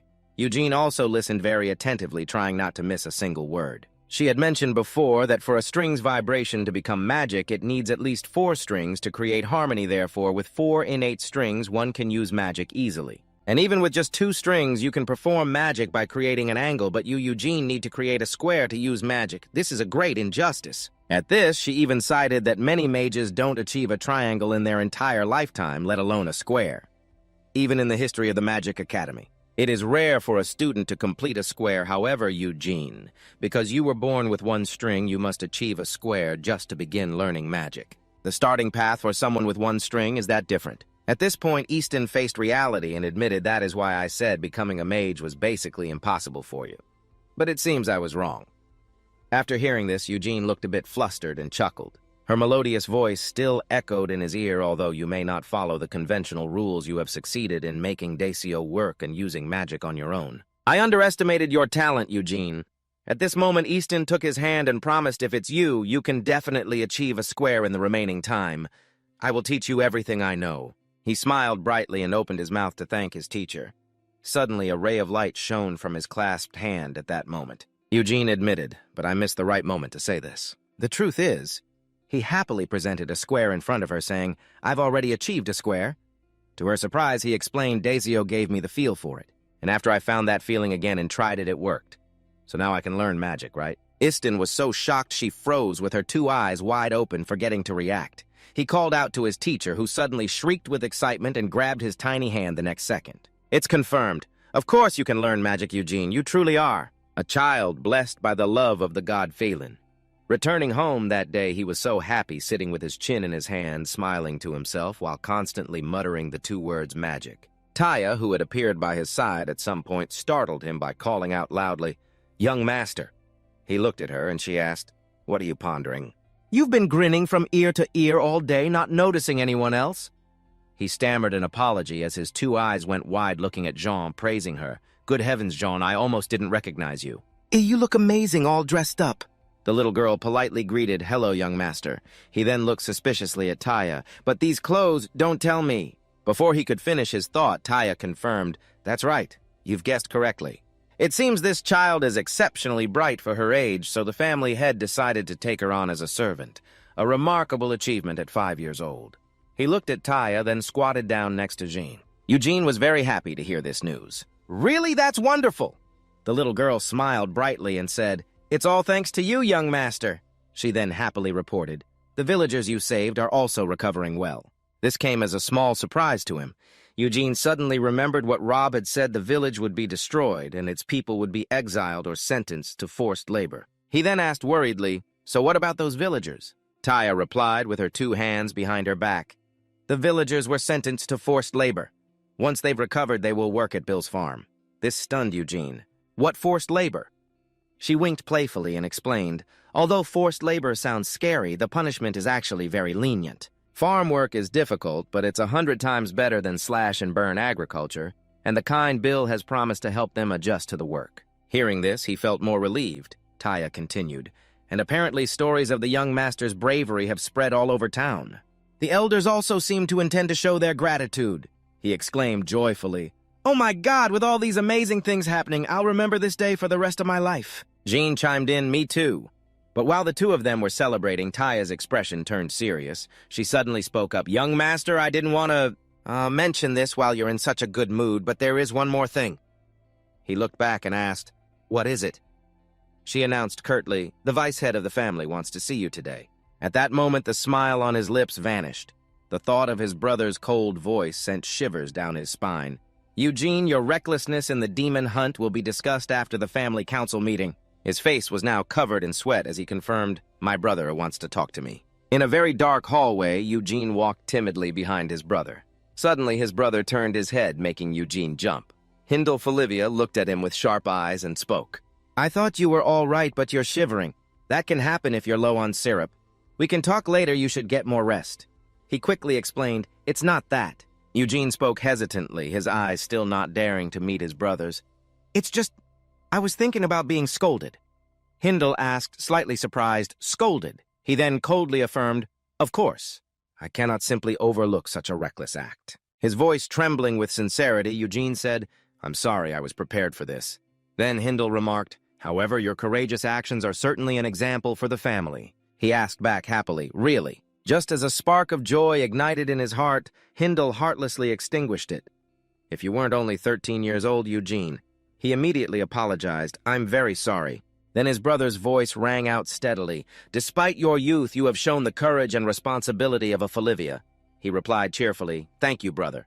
Immediately after, he pointed out in a stern tone, however, a 13-year-old child confronting an abyss worshiper is not courage, it's recklessness. You opened your mouth again. I am sorry, Eugene tried to suppress the fear in his heart, his eyes welling with tears, and said, I am sorry, but brother, I am not sure if you will praise me or scold me. His expression darkened as he questioned, you are not sure, are you not? His deep, somber tone made June tremble as he blurted out, I think I understand now. After a moment of silence, Hindo suddenly spoke. I am not sure either. You looked at him with wide eyes hanging on his every word as he continued, I want to scold you, but I realize. You have learned something important from that experience, and I am very proud and impressed, but I cannot just praise you and let this go. I am afraid you will take this matter lightly. Yes, then he suddenly lowered his voice, hugged you, and requested, so promise me you will not do it again, and I will consider forgiving you. Eugene moved, exclaimed brother. You smiled brightly, took his hand, and made a pinky promise. Yes, I promise not to cause any more worry. The corners of Hindu's lips curled up slightly as he acknowledged good on this. His hand touched a door as if preparing to open it, saying, then it is my turn to fulfill my promise. You asked blankly, what promise? He asked in return, have you forgotten? The door slowly opened and a blinding light shone directly into Eugene's face. At the same time, his brother explained, if you meet the standard to become a mage, I promise to support you in every way possible. Instantly before your eyes was something so bright and beautiful that you could not help but gasp, looking up at the glowing object. Eugene asked, what is that? Hideo explained, you should know they say that Lord Phelan, while conquering the abyss and creating life, shed tears 2 times. This is precisely one of Lord Phelan's tears. Looking at his brother, you found it hard to believe and asked for confirmation. Really? Eugene naively expressed his view. I thought that was just a legend. With his 2 arms crossed over his chest, he replied matter-of-factly, of course there is no way to know for sure if the legend is true or not. While he was still speaking, Eugene had already reached out to touch the object. But there is no doubt that this thing possesses a great power worthy of such a solemn name. You also had to admit it was very beautiful. Eugene fixed his eyes on that light. Not letting go, he felt a sense of nostalgia and familiarity from within. Perhaps it was because it truly was a tear of Lord Phelan. Hindu spoke up again. I'm glad you like it, this tear of Phelan. Especially for a mage with as little mana as you, it is an extremely useful item predicted to enhance all magic, from amplification to recovery. There is nothing better than something called the Lord of Magic. Hearing this, your voice trembled as you guessed, yes, you are surely not saying all this but before you could finish your sentence, he confirmed exactly. The item I am giving you, Ngok, will be the Tear of Phelan. Eugene was so excited he shouted, really, they call this gem the Tear of Phelan, though it is truly a tear of the god Phelan. Whether it is or not is still unknown, but just as the legend tells of Phelan shedding a tear to repel the abyss, the reality is that this gem has become a barrier. A barrier separating horizon from the abyss. Of course, eroded by the flow of millennia, it has lost the mythical power that once protected the West by its mere existence. And that duty has since fallen to us, the Folivia family. These latter words from Hilda made your hair stand on end. However, it still has enough power to protect the capital.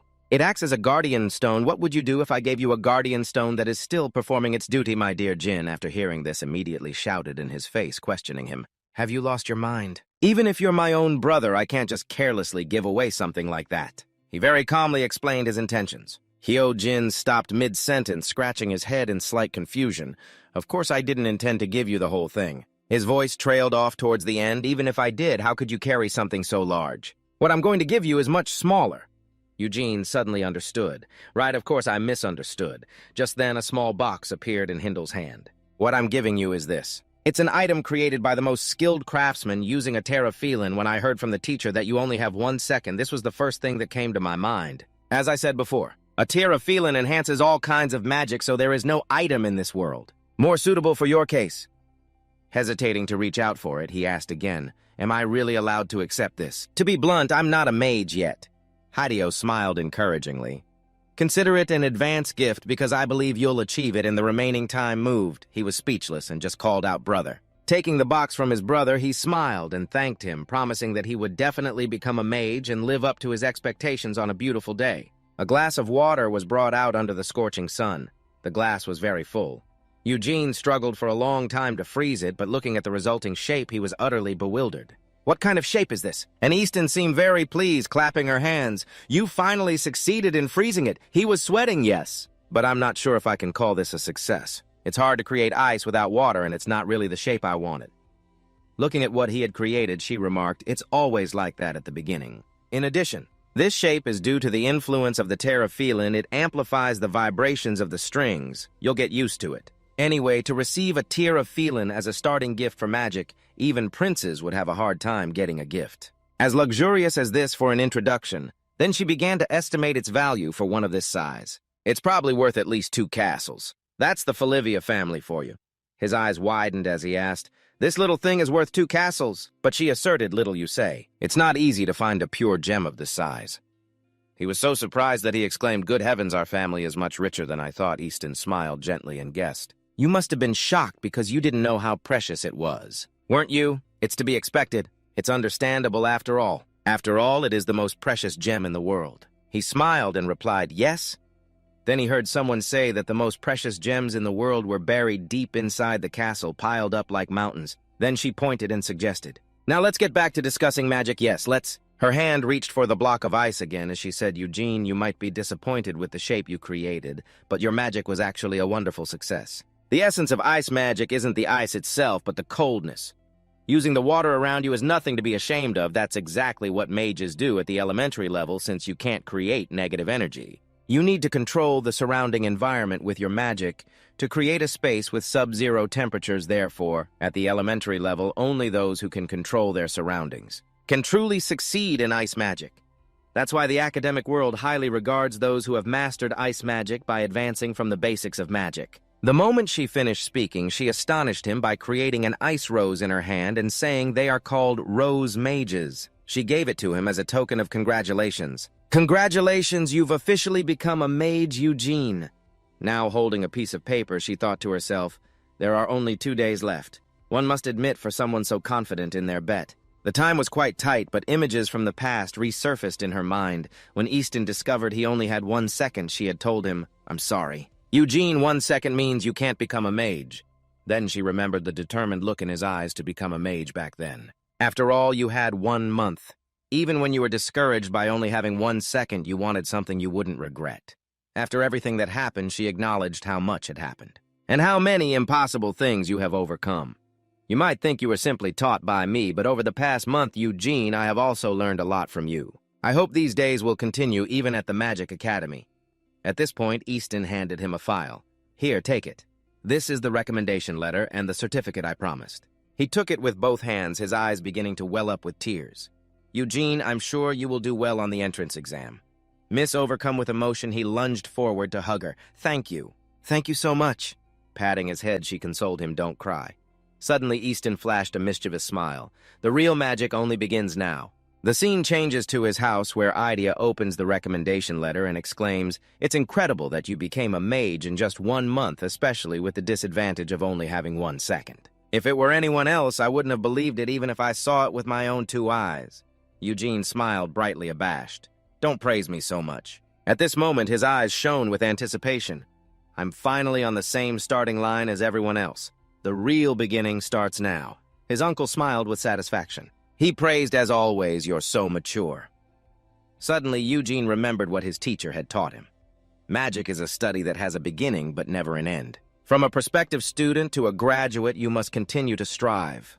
Then he suddenly declared, "No, I'm serious." Then a hesitant look appeared in his eyes as he called out, "But uncle, are you really going back to the capital?" Idea answered firmly, "That's right. I received word from the capital that my patients are piling up, so I have to go back sooner than expected. Even so, I was lucky enough to see you become a mage before I leave." Hearing this, a flicker of sadness crossed his face as he replied with a simple yes.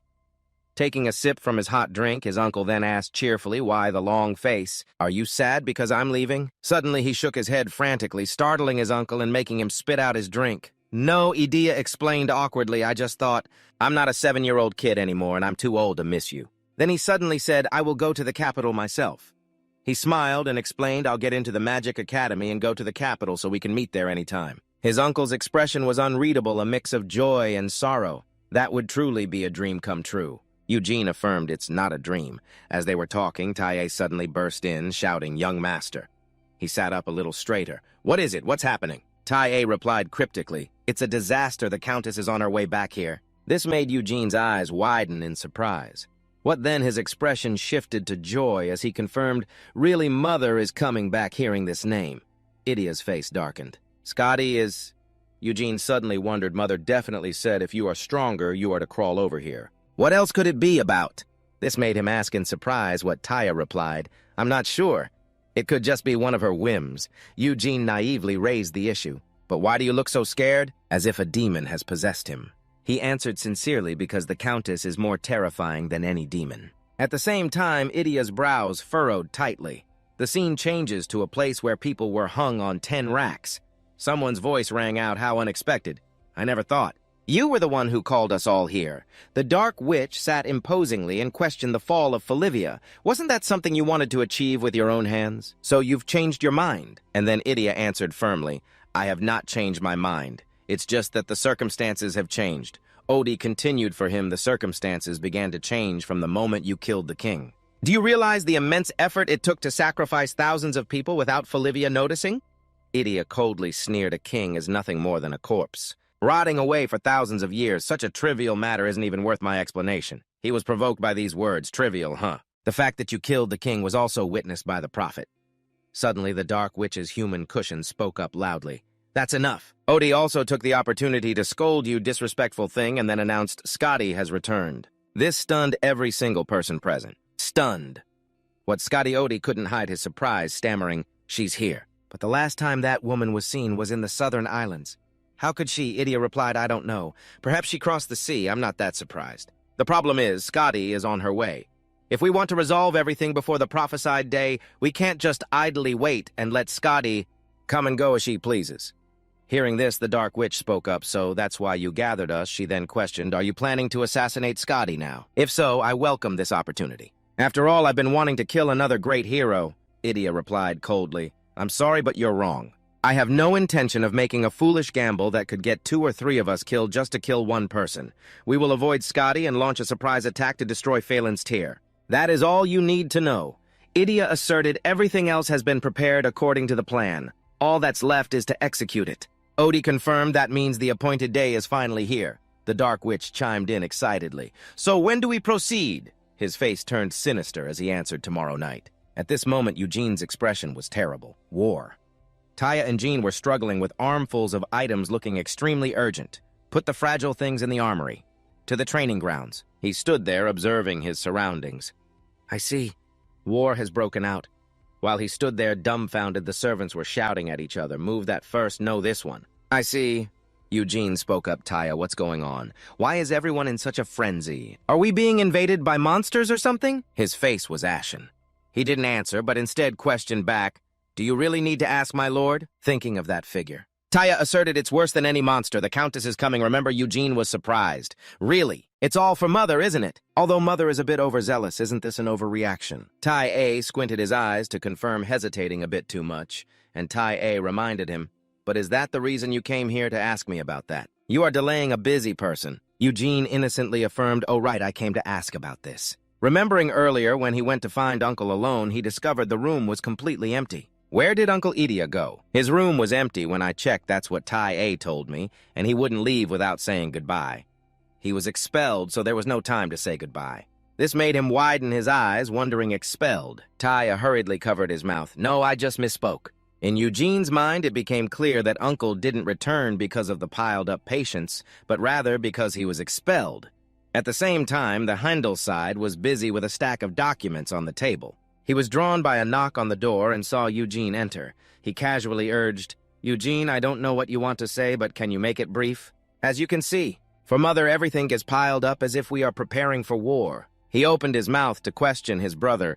Is it true that Uncle has been expelled? In response, his brother's indifference shifted positions. Does this matter? Eugene shouted. If it weren't for Uncle, who knows what would happen to everyone there? He was determined to chase after his brother, questioning him relentlessly. Uncle clearly made significant contributions, so why was he expelled? Where's the justice in such an unreasonable punishment? Hindu leaned against the bookshelf, looking very troubled. I don't know where you heard this, but there are two things. First, the punishment of ideophilia is decided by the clan council. The decision is unanimous among the elders in the clan and key vassals. It cannot be ignored, not even by the clan leader. He didn't let his brother finish his sentence. Eugene eagerly urged, so what was discussed in the meeting, what was said to justify the punishment instead of rewarding him? He stopped him by putting two fingers in front of him, continuing. Secondly, because Idea Florivia reminds me of the former clan leader Eldos Florivia, who once questioned so naturally when your brother choked you, ran to the capital like a fugitive. I think you have also given up on swordsmanship. Returning to reality, he continued to assert, leaving the family amidst the chaos of grandfather's funeral, so what he said at that time, there was no punishment for Uncle's escape at that time. So when the name of Ideolivia appeared again in the council, they couldn't overlook the crime of abandoning the family. But Eugene still felt unconvinced and immediately retorted. So Uncle's achievements were ignored and he was punished for something buried in the past, punished simply for running away. He glanced at him. His brother advised, don't be ridiculous anymore, I've taught you countless times. Why do we bear the title of nobility? It's because we have a duty to protect. Abandoning that duty is not a trivial matter like running away. He bowed his head, showing disobedience. I know, but right now I'm really exploding, shouting loudly. But what benefit does being born a Folivia bring to Uncle Lai? He began to recall the insults Edia had endured since childhood, always in his father's shadow. What a disappointment, a disgrace to our family. If only you were half of Adele. I wish it had been you instead of Adele that day. If only your arm had been severed. Thinking about these things, he couldn't hold back his tears. He never had a life of his own. Everyone looked down on him for not being like his father. They mocked and bullied him, but now that he has acted bravely to save someone, they're punishing him again. What Eugene said was not wrong, and for a moment he didn't know how to react. At this, Heindel continued to assert that the reason for the punishment was because 5 years ago he couldn't endure their torment and left. This made him even more distressed. I was once proud to be a Folivia, but this is not the Folivia I was proud of if this is truly the will of the elders of Folivia. Then let me attend the next clan council. I will speak to the elders myself. Suddenly, Hindle held up his third finger in front of him, third our grandfather. The former head of the clan, Elders Folivia, was killed by Idea Folivia. His words made him freeze as he blurted out what Hindle continued with a grim expression. Only 3 people know this truth. Me as the current head and the witnesses, mother and father, just the 3 of us. Nothing good comes from knowing this. I didn't want to tell you, but I was foolish. If you didn't know the truth, you would never be able to let go of him, the man you were closer to than even Father Eugene truly could not accept this truth. That's impossible at that moment. His brother's steady voice echoed in his ear. Idea Folivia is not as perfect as you think, of course. Even so, I don't believe he's a demon. I believe it was a mistake, a momentary lapse in an extreme situation, and as the battle raged, a voice cried out, "Save me," according to Hindle's account, but regardless of his motives. Idea Folivia crossed a line from which there was no return. He himself admitted at the time. This is the 2nd time a Folivia has raised a sword against their own comrade. Such an act cannot be forgiven. At the same time, the dark monsters invaded again. The soldiers, though terrified, had to go to the front lines to face them. Then they were given the order, all soldiers protect the fortress. This is a full-scale monster invasion. Light the signal fire, even with the truth laid out before him. Eugene still couldn't accept it and decided it was a lie. You're lying, aren't you? How could something like that happen? At this, Hindle coldly continued. The only witnesses, father and mother, decided to turn a blind eye. Father, who always felt guilty towards him, let him escape, and covered it up as a drunken accident. It wasn't the wisest choice because the truth could lead to serious consequences later on. But someday you will understand Father's feelings. Impossible. He was overwhelmed by this unimaginable information, panicking to the point of stuttering, "No way." Suddenly, he rushed out of the room, causing his brother to call out in concern. "Eugene, where are you going?" He answered as he ran, "I'm going to ask him myself. I won't believe it until I hear it from him." At that moment, he rushed past Julia without saying a word to her. He ignored his brother, who kept calling, "Wait, Eugene," from behind. Hindle wanted to chase after his younger brother, but she stopped him. "Where do you think you're going at this hour? Take care of the family now is not the time for that." Immediately after Julia announced there's a fire signal from the Western Front, he asked, Startled, what details 3 her eyes narrowed slightly as she struggled to say red. 4. A large-scale invasion by the monsters. He became panicked, his face unable to hide the tension. Meanwhile, Eugene ran straight out of the house. Looking at the sky and the ground, it hasn't been long since he left. He must be staying the night in the village below if I cut through this forest. I could have caught up to him, but when you ran through the forest, the monsters ahead made you stop in your tracks. Facing them for a moment, you could only stare wide-eyed, forgetting to react. Elias was also very surprised to run into you here, the youngest son of the Folivia house. How? At that moment, a trembling Eugene wondered, "Worshipper of the Abyss, how are you?" Suddenly he realized this was inside the Folivia mansion, and then Eugene cried out in shock. The assembly bell and the red signal flare. He realized it was time. Elias clutched his head, looking extremely annoyed. "I knew it, damn it. This meddlesome kid always shows up at the worst possible time, making everything complicated." Although terrified, Eugene began to reach for his weapon. "Maybe the bell sound is because there are too many of them. I have to create an opening and escape." It was then that he realized a startling truth and blurted out. His sword panicked. He thought, "That's right. I didn't bring my sword." At that moment, Eugene feigned madness, scratched his head, and said, "I'll be leaving now." Suddenly, the man spoke again. "I don't want to harm you because Idia is very fond of you, but now that things have come to this, there's no other choice." Right after Elias finished his sentence, the demon legion surrounded him. "Kill him," Eugene, confused, wondered why. His expression turned incredibly grim. "Did my uncle's name just come out of your mouth?" And at the same time, Hindle was galloping over on his horse, his face filled with indignation. "You bastards!" ODI, with his grotesque head, exclaimed, "It's truly astonishing." The signal fire has been lit, and 1,000 elite soldiers have departed all within just 1 hour. Even the Empire's Golden Legion lacks such discipline. Idia then spoke up. To compare them to a mere ceremonial procession would be unfair. Hearing this, he slightly disagreed, but that excellence will become poison to them. This time, Idia smiled and revealed all forces directly under the family head's command have left the castle. Now the only remaining nuisance is the soldiers. I will handle the family council's private soldiers. It's been a while since I've paid my respects. Everything will proceed as planned. ODI seemed to gradually understand. "This is the moment for sweet revenge." He asked, "How does it feel?" His uncle nonchalantly replied, "Normal, nothing special." Back with Eugene, he was closing his eyes tightly to recover his strength when he suddenly snapped them open. He used Folivian's anti-armor technique then. With a twist of his wrist, he easily took down each man. Next was the Folivian-style 4-string cut combined with the Daisio magic sword's fireblade technique. At this moment, Eugene gritted his teeth and spat out, "Worshipper of the Abyss." The man in the shawl was sweating profusely. This is the youngest of the Folivian family, the one who was bedridden with illness until recently. Elias scoffed. "Daisio, really? How interesting." Folivian swordsmanship is truly exquisite, combined with the talent for seeing the strings. Indeed, it all comes from Ciro. Eugene was utterly enraged. "You snake-eyed bastard! Why did my uncle's name come from your mouth?" Hearing this, the man only grew more amused. "So that's what you're most curious about." The man in the shawl interjected impatiently. "That's enough small talk. The others have already begun the invasion. We can't waste any more time." But the man waved him away. "No, he is mine. You lead the rest, I will not follow you." The man in the shawl looked like he was about to say something. "What?" But Elias turned to him with a murderous glare. "I said I will handle him." Seeing this, the man could only remain silent and submit. Then he silently departed. "Understood, don't be late." This left Eugene in a state of anxiety. "Wait, where are you going?" Elias, however, was ecstatic. "You shouldn't get distracted in front of villains like us." As he finished speaking, he launched a deadly blow towards the boy. Eugene's face paled and he broke out in a cold sweat. "Is that sword controlled by magic? Since it's a physical object, cutting the strings is meaningless. A direct hit could break my sword. This is quite a problem for a swordsman. They have prepared very thoroughly." Finally, Eugene realized. "You, a worshipper of the Abyss, what are you doing here?" The man flew into the air, laughing mockingly, only asking now. "But worshipper of the Abyss isn't entirely wrong.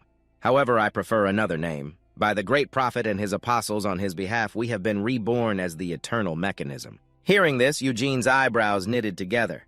The Eternal Mechanism. Elias explained, indeed, the life granted by Feline is finite, but the Abyss is eternal from the beginning to the future. That is why we are called the Eternal Mechanism. And Folivian will be the first gift that the Apostle Lord Idia offers to the Abyss. Hearing this new information, his face went numb. He clenched his jaw tightly. He charged forward, screaming nonsense. Elias, however, remained calm. If you don't believe it, then why did you ask? After speaking, he launched a gleeful attack, which Eugene managed to block just in time. Eugene was also burning with fighting spirit. Suddenly, Elias brought a hand to his mouth in a sinister-looking gesture. Then, with a flick of his hand, he sent Eugene flying. He sputtered in disbelief. Rocks. Then he had to endure the attack, rolling several times. Elias stood with his hands on his hips, full of pride. You rushed in screaming recklessly just to fall for such an obvious deception. Did you think throwing rocks was all I had? My magic can control hundreds of tons of rock, and therefore the famous swordsmanship of Falivia that you're so proud of, and even your enchantments are useless against me. Unless, of course, you have an unbreakable sword and the ability to cut through stone. It's no coincidence that I was chosen as the vanguard for the invasion of Falivia. Seeing this, Eugene told himself to calm down. This abyss worshipper. His claims aren't empty boasts. He's truly strong. My swordsmanship can't break through his magic, and what's more, I don't have a weapon. But there's still something I can do. Then he remembered Idia. Forget it. He's just trying to shake my resolve with this nonsense. At that moment, Elias spoke again. You don't seem to want to give up. So what will our little young master use to face the villain now? Eugene paid no more mind to his words. I completely anticipated that my weapon might break. The weakness of Desio is that the backlash from the magic directly affects it, no matter how good the sword is. Eventually it will break. That concern gave me a powerful inspiration from ice magic. If it's an ice sword, even if it breaks, I can always make another. Finishing his thought, he exclaimed, I have plenty of swords. Elias looked bewildered for a second, then burst out laughing. He laughed mockingly. For a mage with only one thread to achieve a square formation? What a waste of talent. Do you know that the more threads you break, the weaker the power?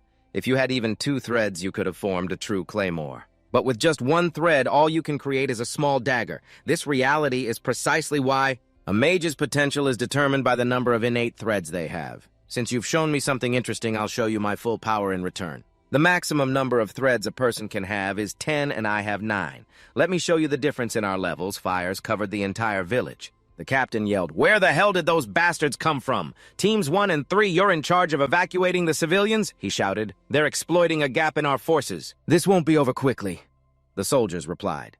Understood, Captain, he said with difficulty, not noticing a monster approaching. Damn it, what is the clan council doing during this chaos? The captain turned his head to see a huge monster staring at him. He raised his sword and cursed, I thought I was supposed to get some rest. In my final years, the monster slammed its fist down, sending many people flying. He screamed, Bring it on, you piece of trash! Suddenly someone cast a spell. A wave of cold power flew forward, and before the captain's astonished eyes, the huge monster was quickly frozen solid. He said in confusion, Who could create magic on this scale? Professor Easton shouted, Is everyone all right? She panted, My goodness, what in the world is happening? The captain exclaimed in surprise, Ah, you're the young master's teacher. Thank you for your help. He wiped his sweat and explained, As you can see, we were suddenly attacked by abyss worshippers. We're just as confused as you are. Could you possibly lend us more of your assistance? A powerful mage like you would be a great help.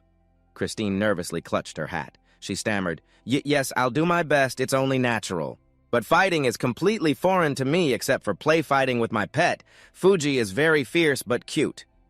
The captain reassured Easton, not noticing that a piece of ice had already fallen off. Don't worry, we won't put you in danger.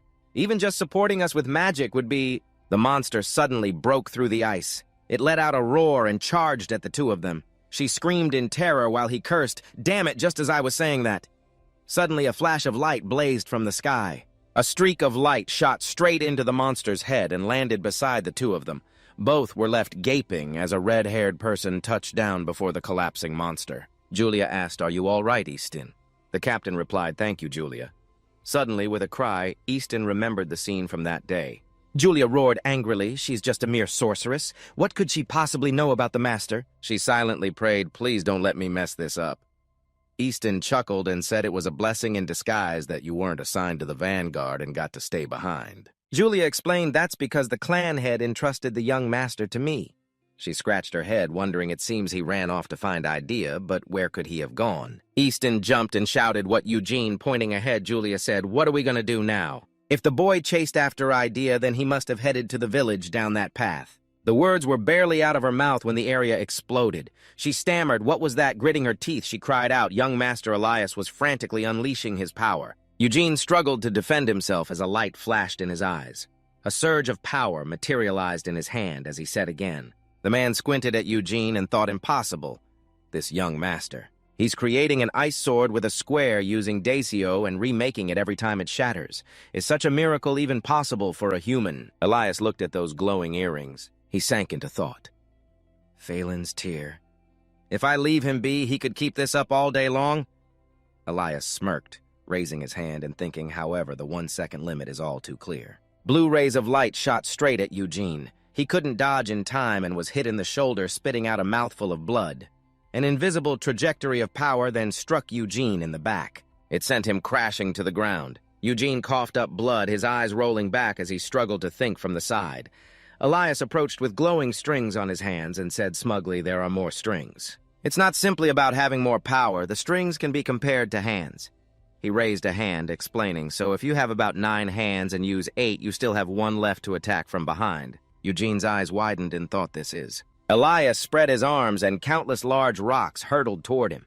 The man said excitedly, "I'd love to play more, but I'm a busy man, so let's end this lesson here." Eugene suddenly realized the difference in a mage's talent lies in the strings. He thought helplessly, "There's no way, I can't win." Suddenly, Julia ran up, calling out, "Young master." A bewildered Eugene cried out Julia. A red light flared from her spear. Julia gritted her teeth as the 2 streams of power collided, creating a massive explosion. The shockwave shook the surrounding trees. As the smoke cleared, Julia was standing protectively in front of Eugene. She asked, "Are you all right, sir?" He answered with a jolt, "Yeah, I'm okay." Hearing his answer, Julia immediately collapsed to her knees. Eugene shouted in alarm. "Julia, are you okay?" She replied, "Don't worry about something as trivial as this." Julia asked, "But what is the situation here?" "Who is that mage? I don't know either," he replied. "Looks like we've caught a pretty big fish." Elias spoke up, beginning to cast another spell with a smile. "Julia of the magic spear, you're worth my time after all." Julia growled. "I'll start by ripping that smug mouth of yours apart, you abyss worshipper." He laughed nastily, remarking quite the boast for someone with a broken arm. Eugene worriedly wondered, what should I do? Because of me, even Julia is... What should I do? Suddenly his hand touched something wet. "Water?" a bewildered Eugene asked. He suddenly realized. Eugene recalled his master's words, "Use the water around you." There's no shame in it. That is what mages do. He thought to himself, right water. Only those who can control their environment can truly succeed in ice magic. Eugene ran over and said, "Julia, can you buy some time for me?" She replied with difficulty, "I will buy some time. You should find a safe place." He seriously declared, "No, I'm not running away. I have an idea for us to fight back and win." Julia was stunned as Elias laughed and said, "What nonsense are you spouting?" Tendrils of light shot towards the 2 of them. Elias roared. With just 1 second, Eugene gritted his teeth as an orange light blasted the tendrils away, creating a huge explosion. He covered his mouth and asked, using Dacio, "On the ground trying to obscure my vision with dust." Elias exclaimed, "What a foolish trick." Julia charged from behind, but Elias quickly blocked her with rock. He laughed and said, "As long as your attacks can't touch me. Obscuring my vision is meaningless, right?" She clicked her tongue. Julia was thrown back as he laughed arrogantly and said loudly, as expected, "Even the famous Julia can't break through my rock." In that state. "How foolish to attack head-on thanks to this 1 second, young master. My job has become easier." Julia smirked and warned, "You fool. Look behind you." He froze. Eugene closed his eyes. A diamond-shaped aura slowly glowed in his hand. Elias said contemptuously, "I thought you were preparing some grand spell." How pitiful the carefully prepared spell of a 1-second mage would obviously only be at this level. Before he could finish his sentence, a sword made of water slashed down, he thought in a panic. When did this happen? Elias was bewildered. How could this kid Eugene enunciated each word? "This is my sword." As he slashed down with all his might, Eugene shouted 1 second while thinking, "This is mine." Going back a few minutes, Eugene shouted, "Julia, I have an idea that can help us fight back and win." Julia interrupted, "I won't hear of it. I was entrusted by the family head to protect you." Her back resolute, Julia said, "No matter what you are thinking, your safety is my top priority while I buy time. Please escape." Eugene frowned and asked Julia, "Do you think I would run away alone just for that? If you don't want to waste time, then just follow my plan." She pursed her lips, looking at him. Then Julia readied her stance and said, "Do as you wish, but you must escape if it becomes dangerous." Eugene cheered happily. Julia Elias's voice cut in. "What are you two mumbling about?" He attacked shouting. With just 1 second, Eugene quickly blocked Elias's magic. The large explosion made him unsteady. Taking advantage of the smoke, Eugene left and said, "I'm counting on you." He mused, my teacher once said that using the environment is also a mage's skill. A stream of light gradually converged into a crystal shape in Eugene's hand. He thought, if I lack the medium, I will seek help from nature, and if that's still not enough. Streams of water were gathering into a sphere. It gradually formed into a water sword. Eugene silently resolved then, until it's enough, I'll just repeat it, as he slashed down. He thought, this is the path I must walk as a mage. Elias was too stunned to dodge. He thought in bewilderment, how is it possible? With just 1 second, the water sword slashed down, cracking the very ground. As the smoke cleared, the moon appeared, revealing the figure of Elias coughing up blood amidst the smoke. He thought in bewilderment, this crazy kid acts as if stacking magic is normal. He just learned magic, and stacking magic is like building a tower. On top of a tower, with each stacked layer, the difficulty increases exponentially. At least rock is a solid, so stacking it is a little easier. But even so, how many times did he stack it? He laughed maniacally, his pupils contracting, Elias said excitedly. But that doesn't matter anymore, it was just a surprise. From now on, I won't even give you time to. Before he could finish, a fist landed squarely on his face. Julia clenched her fist and said coldly, You think I would give you time? You fool, then she cried out in pain, making Eugene ask worriedly, Julia, are you all right? Did you push yourself too hard? Julia touched her bandaged arm and replied, I'm fine, but at this rate, I'll just be a hindrance in the fight. She turned her head and said, I will take responsibility for leading the members of the eternal mechanism away, so please join the protection squad first. Julia continued, when you are there, the enemy that breached the walls can be driven back. Eugene cried out in a panic, Ah, no. Julia realized it was him. Eugene stammered, all right. He suddenly slapped both his cheeks and yelled, No, what am I smiling for? The capital is in danger. His action left Julia bewildered. Elias suddenly spoke up, Do you think anything would change if you went? It's too late. Julia asked irritably what he explained, even a single one of our apostles is equivalent to an army, and 3 have already gathered. The fall of Falivia is inevitable. Meanwhile, Idea Falivia calmly strolled through a sea of flames as if nothing was happening. His eyes darted around, humming a tune as he looked up at the burning citadel. Elsewhere, a meeting was in progress, but everyone in the room was terrified. What's happening? Someone asked. We're being invaded by thousands of monsters, another said. This is like a sign of the Northern War. An elder slammed the table, stood up, and shouted, What the hell are you talking about? He roared, It's not a dire situation yet. The person opposite him shouted just as loudly, But we can't ignore that possibility either, he said, referring to that arrogant opening move. I mean, since the esteemed head of the family has stepped in, I'm sure he'll handle it just fine. Eric frowned, watching them argue. What pathetic creatures, he mused. Currently in the council room of the Falivia family, the one sitting there is Eric Falivia, Eugene's grandfather. Eric spoke up to intervene, calm down everyone. That is not our most urgent problem. He said we need to figure out how to deal with the abyss worshippers swarming the castle like flies, even though most of our forces are deployed elsewhere. We can split the forces we have here. An elder asked, What are you talking about? This level of invasion can be easily handled by the guards. They began to argue again. Eric rubbed his forehead and muttered, We need unity at a time like this. He said, a plan to split our forces when we're already short on men. What if they attack the council while we're doing that? Have you forgotten that we are the pillars of Falivia? The door suddenly opened. They were still arguing, if we fall, Falivia is finished. He glanced over as Idea stepped in, saying, Hello, esteemed elders of the Falivia family. Edric asked in shock, Idea, why are you— The elders roared, Idea. You demon, weren't you exiled? Do you take the council's decision so lightly? How dare you come here? He ignored the elders' curses and said, So it was you. Idea smiled and replied, I see only you were able to recognize it, but Edric suddenly revealed. So you sold your soul just for revenge? Idea explained it might look like revenge, but you know, that I'm not the type to seek revenge, right? Idea's eyes turned pitch black. There was something. Like a monstrous presence leaking from his right eye, Idea ripped off his eye patch, saying, Just as before, I am merely being swept along by fate. To this, Edric replied grimly, Is that so? His eyes and those of the knights flashed with killing intent. Edric drew his sword and declared, Now pay the price for defying fate. On the other side, 2 figures stepped in. The Dark Witch sneered, How boring. I can't believe the path to the sealing stone is unguarded, ODI replied. Falivia has truly eroded with time. He added, Perhaps by now we've all forgotten the true meaning of the tear. Phelan reduced it to nothing more than a symbol of good fortune.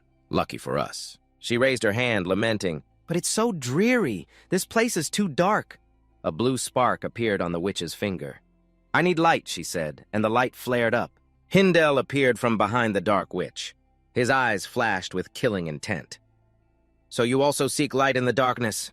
Hindle asked, his voice a low growl as he prepared to cast a spell. "But you—" The two monsters were terrified. "Hindle!" she cried out. ODI asked in fear, How are you here?" Hindle shouted and swung his arm. "You are unworthy to see the light." He stared ahead, thinking to himself, "My sword is too short." Hindle watched the two of them slowly recovering. The dark witch roared in anger. "I was nearly sliced in two, you bastard!" She laughed loudly. Good. This is becoming less boring." Hindle looked at his sword and said, "This dark energy, it is of unknown origin, and this armor is restricting." He affirmed, "A hunter of the 10 Crusades. A dark witch, huh?" She gave a ghastly laugh and replied, "Luckily, this nobleman of yours still has eyes to see." The dark witch spread her arms and said, "So what now? Are you frightened now that you know who I am?" Beside her, ODI cried out, "My head hurts so much." Hindle raised his sword. "I have heard a great deal about your wicked deeds." His magical energy erupted with his killing intent. Hindle declared, "I will ensure you pay the price." Meanwhile, Eugene thought as he ran, "The 3 apostles have already made their move. The seal has been broken, and the age of the abyss will begin anew. The thing they pursue is the tear of Phelan. I must stop them by any means possible." Einstein suddenly saw Eugene running up from behind and wondered, "Eugene over there." Hindle slowly advanced, full of killing intent.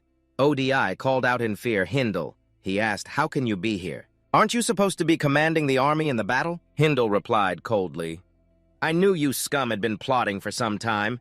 Surely you didn't think you could break through Falivia's defenses. With just 1,000 monsters, you were obviously targeting the castle while our forces were deployed." ODI cursed. Damn it, so the troop deployment was a feint. He thought of Elias and said, "What was Elias doing? He couldn't even buy us more time. We should have revived the king from the very beginning to prevent this." The dark witch grasped the hilt of her sword and asked, "So what? Is that why you've appeared here all by yourself?" He replied, "That is—" The two monsters immediately took a battle stance. "Correct," ODI replied. Hindle lunged forward. His sword clashed with hers, creating a piercing sound as the witch blocked all of his slashes. She screamed with a laugh, "Didn't you say you'd make me pay for my crimes?" Hindle gritted his teeth. She continued, "This isn't enough to take me down." The two fought fiercely. ODI mumbled while casting the spell 8-rank square cube. "Foolish creature!" Hindle was startled and turned around. Beams of light had already enveloped him. He thought to himself, a spatial point that severs space. ODI twisted his wrist and shouted, "Shatter the fracture point." The light enveloped Hindle. "This will be over soon," he said. The arrogance of Falivia ODI was startled to see an orange light shining from his dark magic. "What?" ODI cried out in shock as Hindle sliced through his spell formation and charged toward him. He thought, "A cutting technique. This is preposterous." Afterwards, ODI was lost in thought, finding the strings compressed into a 4-dimensional cube and severing them in the void between spaces. "That is magic designed to counter the eyes of Falivia." Hindle growled furiously. "You are using a magic that is forbidden to exist," ODI thought while preparing to cast another spell. "Does this mean that the eyes of the Falivia clan leader are on a different level, so there's no chance of winning against him? At least I must buy some time." Thinking that, he pressed his hands down on the ground, causing the earth to crack open and stones to fly up. Hin frowned, his pupils glimmering on the stones where cuts appeared. It quickly shattered into beautiful square pieces, and Hideo rushed in as well. At that moment, the dark sorceress suddenly appeared from behind, swinging her sword and shouting, "What are you doing alone?" Hideo turned back, thinking that if this continued, this would never end. Her sword struck his shoulder, and Zero spat out from the wound. Hin thought it was good to cut her. The dark sorceress's arm was severed, and ODI continued to chant from behind. He realized next that she laughed and said, "You leave flesh and bones. I'm growing fonder of you, my prince," as she continued to attack his knees and stomach. "But we can't endure a long battle!" Hideo painfully rolled his eyes, and Zero spat out from his mouth. She thought to herself, "This is 2 against 1, darling." At this moment, a fireball gathered in ODI's hand. He declared, "I won't make that mistake again," as the flames shot out, stating he wouldn't use any tricks. "I will destroy you with absolute power," Hindle thought, imagining a group of people worshipping the abyss with such strength. The existence of not retreating is a mistake, so at least his power exploded instantly, his eyes shining orange. Hideo silently resolved, "Seda will take you both down to hell with me. Even if I have to die, I will kill you." The orange light suddenly flashed as Eugene rushed in, cutting through ODI's magic, leaving Hideo astonished. He asked, "Who is that child?" He turned his head and called out, "Eugene." He seriously said, "I'm here to help Big Brother." The dark sorceress mockingly replied, "How adorable. You came to save your brother." "Kid," she raised her hand and continued, "but what can you do alone? Why didn't you go with your parents?" Suddenly, someone interrupted the third proof of nihility. Einstein pointed his wand at the sky and loudly read, "Remove." A white ring appeared covering everyone. She gasped and asked, "What is this white space?" Hilda struggled to call out nihility. ODI suddenly realized something and screamed in fear. "Wait, stop!" The dark sorceress said, "It seems you know this magic." Easton spoke up. "No one is allowed to move." She trembled as she declared, "If this magic is completed, everyone here." Easton tightly closed her eyes and said, "Will die." She skeptically replied, "What nonsense are you talking about?" ODI shouted from the side, "Don't act rashly," he explained. "It's not nonsense. This is the principle of the universe proven by Neris, the second disciple of Phelan. When this magic is completed, this space will freeze to absolute zero and disappear without a trace." She gasped and exclaimed, "What?" ODC thought, "I think Easton is just theorizing. But she is truly dangerous. I never imagined she would actually succeed in proving that. And also only 6 seconds to recreate the magic of the second disciple." He looked at her and thought about the danger of that mindset. Easton staggered and said, "I feel so tired." Eugene gasped and shouted. Sister ODI thought to himself, "If we're not careful, she will blow us all away without distinction." The dark sorceress rubbed her forehead and said, "Things are starting to get interesting. Troublesome things always ruin the fun, so what? Do you want us to talk more intimately?" I shouted angrily, "No way! Do you think I would be fooled by such pathetic threats?" "Oh," ODI mumbled, "this is driving me crazy." The dark sorceress screamed, "If you think you can kill me with something like that, then just try it. I will tear you to pieces before that spell is complete." As Easton cried in fear, Edea suddenly appeared and knocked her unconscious, saying placatingly, "Don't scream so rudely." With a face covered in syrup, Edea said, "You'll startle the teacher." Eugene cheered happily, but Uncle Hideo was suspicious of Edea's smile as he saw Easton collapse. "But why?" Eugene asked. The teacher collapsed to the ground. The dark sorceress laughed, perfect timing. ODI sighed in relief and asked, "Are you finished with the family council?" A corrupted Edea confidently asserted, "Of course.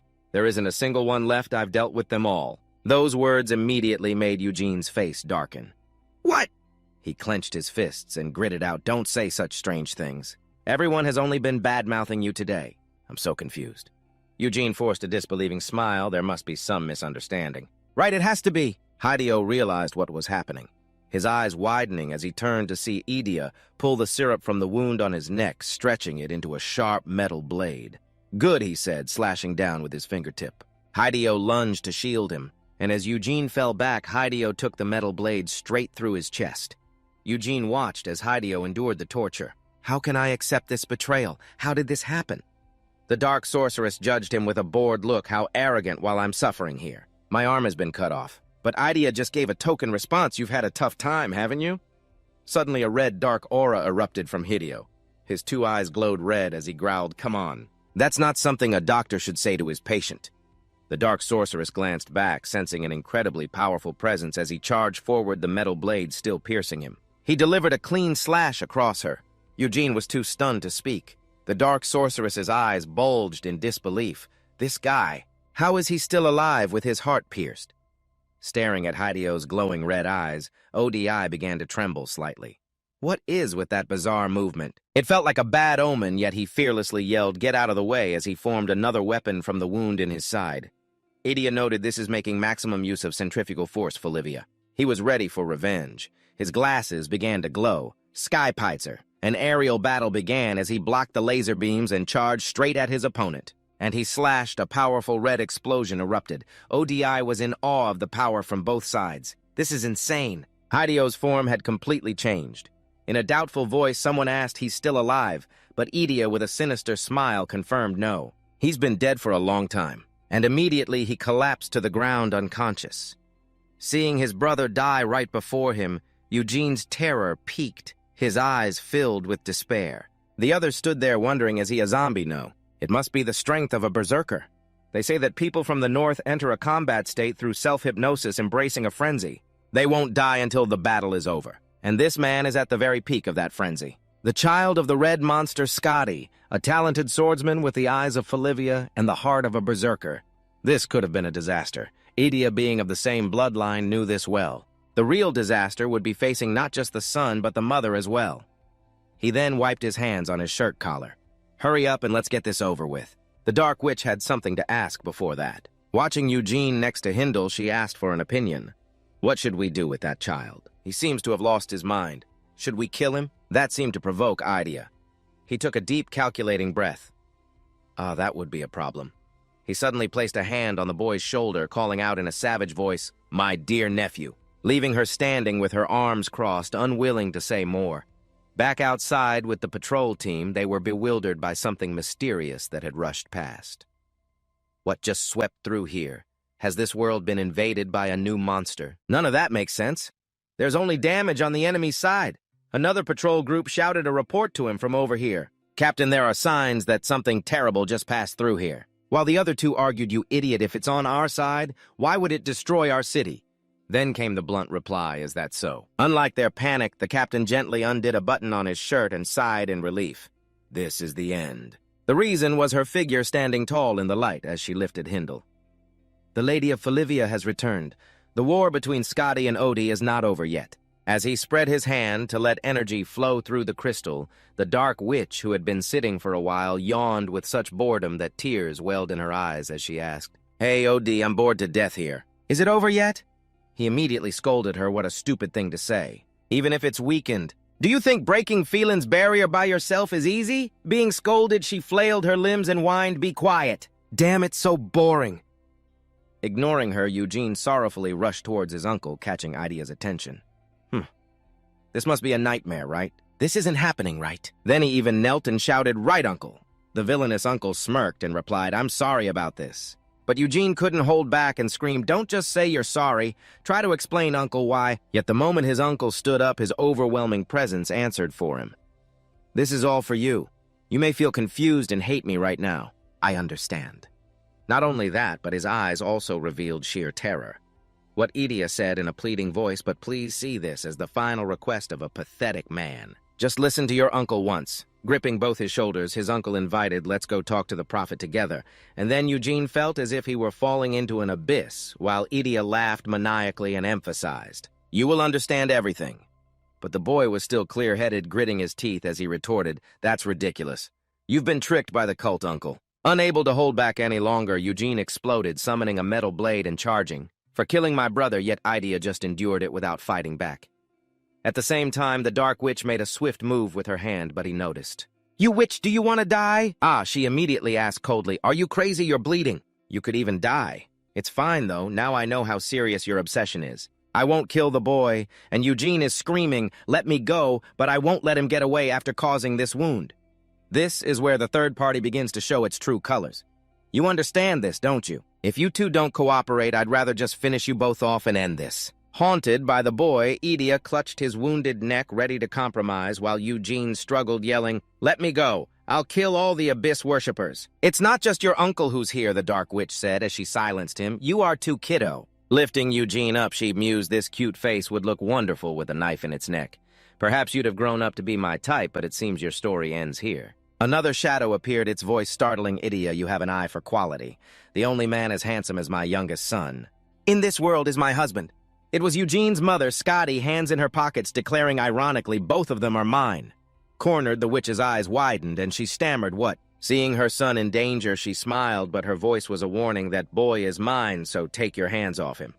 Seeing the newcomer, the Dark Witch mercilessly threw Eugene aside, pondering. "This woman is the Red Monster. The Red Monster, Scotty. I didn't even hear her footsteps. I'm so confused. This is Scotty. I thought she was a monster, but she looks quite normal." As soon as he finished speaking, she revealed her true form, a face of burning lava.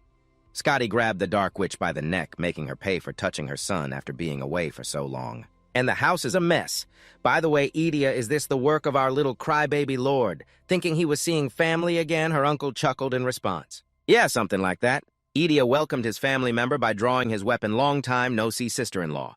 As she broke the Dark Witch's hand, she replied in kind, "It has been a long time. How long has it been since I told you I'd kill you the next time I saw you?" All right. She sent her flying with just one hand. "Wow, you sound pretty serious, don't you?" "Of course I am." You could tell her uncle wasn't pleased. "If only you'd come a little later, I was about to leave." Wasting no more words, Scotty pulled a giant machete from her coat, remarking, "How naive you are." It feels like just yesterday you were sniffling and crying, and now you've grown so much. After all the shocking events, he worriedly whimpered for Idia, his voice trembling. Mom, Uncle. The expression on her face was both firm and a little worried. She stepped forward and told Eugene, "Don't cry, Mommy will be done soon, and then I'll hold you." Meanwhile, Idia was channeling his magic into a crystal. Idia just asked how long she thought it would take and got the answer 5 minutes. "I'll try to finish within 5 minutes." The answer was reluctantly processed in her head. 5 minutes. I can do it. If it were just the two of us, then... Right behind her, she began to transform into something. The sound made Scotty look back while Eugene's eyes rolled back in horror at the terrible sight. The witch's entire body blistered into a grotesque form, her mouth twisted with resentment. "Scotty, you're the best. Let's fight until we're both nothing but chunks of meat." Her opponent went berserk, but she just casually scratched her ear. "That's weird, I'm sure I already choked her. But if you insist, I'll play along. I accept." Absolutely delighted, a beaming Scotty hummed, "I've never received such a passionate proposal before. Not even from my husband." Seeing her like this, Eugene couldn't believe his eyes. His spirits lifted as Scotty began her assault, testing her machete with a few swings. First, she started with a light warm-up, a direct punch that pulled the Dark Witch down and smashed her into the ground. Next was her corrupted little brother-in-law who dared to mess with Scotty. He took a full slap that sent him flying before he could form his syrup into a weapon. The syrup failed to harden into a sword, shattering into tiny pieces as Idia took the hit. The witch lunged from behind, fists ready to strike. In a flash, the agile Scotty kicked out. She held her machete but didn't use it, her foot connecting squarely with the Dark Witch's face. The Syrup Witch wasn't finished. For daring to touch Eugene, Scotty gave her an extra slash. Meanwhile, Idia held his position, his eyes glancing back to assess the situation. "It looks like the two of us can't even resist, and that's Scotty, a total madwoman. She's not even using her full strength yet, and we still need to buy more time. But it will be meaningless if they all die because of it." He temporarily brought his two hands up to cast a skill. This was the time for his final plan. There was no reason to hold back now, and then OD touched his two fingertips together. All the magical rays radiated out, enveloping the surroundings. At the same time, the space gradually turned gray. She tried to move her facial muscles, but it was as if she was petrified, ready to shatter. Time had frozen, everything stood still. OD began to speak. "I have stopped time, Lady Scotty. Please, let's talk. Even though Hilda and Eugene cannot move, their consciousness is still perfectly normal." Stopping time, his whole body was drenched in sweat. He struggled to raise his eyes as high as possible towards the giant crystal, completely astonished. Impossible. 11 seconds, it surpasses human limits. Is this guy even human? I have a really uncomfortable feeling, an instinctive disgust, as if my soul is rejecting it. Handen's theorem of time, Handen Phelan's seventh disciple, believed that in a space without momentum, time would also stop flowing, just as you are experiencing right now. He was unable to prove this. Because both momentum and time cannot be reduced to zero, but a trick like this is still possible. She writhed uncomfortably, magic that I've never heard of or seen before. I feel like I should kill you on the spot. However, OD, using the freezing skill, still revealed this magic's secret. It is directly proportional to my movement. It only loosens its control over the target. When I move, that being said, things could be much better. I am telling you all the weaknesses of my magic because I truly want to have a conversation. Since she was at a disadvantage, Scotty had no choice but to grit her teeth and endure it go on. And so OD began his introduction. "I am a high priest of the abyss and the right-hand man to the god of plagues Nagrin. I have received the immense love of God Nagrin. And if I offer myself as a sacrifice, I can summon a plague that can destroy Folivia." Hearing this, Scotty seemed to waver. Her eyes widened at his next words. "Lady Scotty, with your vast knowledge, you surely know of the Black Plague, the one that reduced the population of Eastern Horizon by half, just as he uttered, if it were to be unleashed. Half the population of Folivia will..." Suddenly, a cracking sound, a blazing red light shone directly on OD, making him flinch. The ice seal was broken. A voice seethed with rage. "You disgusting, tentacle-faced creature. How dare you try to bargain with me like some lucky mutt?" He never expected his luck to be this bad. The magic of the 12th disciple follows the laws of the universe, and she just shattered it with pure physical strength. An overwhelming energy radiated from around Scotty. She furiously advanced on him amidst his pleas. "Don't come any closer. If you come any closer, I'll release the plague." She glared at him with eyes that wanted to tear OD apart, emphasizing, "Try it. I hate threats like that the most." Scotty gritted her teeth, her face contorting as veins popped. "You think by holding Folivia hostage, I'd be scared enough to let someone with your power live?" She flew into a mad rage, slashing continuously. "You think you can just use that wherever you want? Die right in front of me." Her body grew larger, overwhelming him as she declared half of Folivia's population will be buried along with your head scared to tears. OD couldn't believe this absurdity. And then she continued her assault.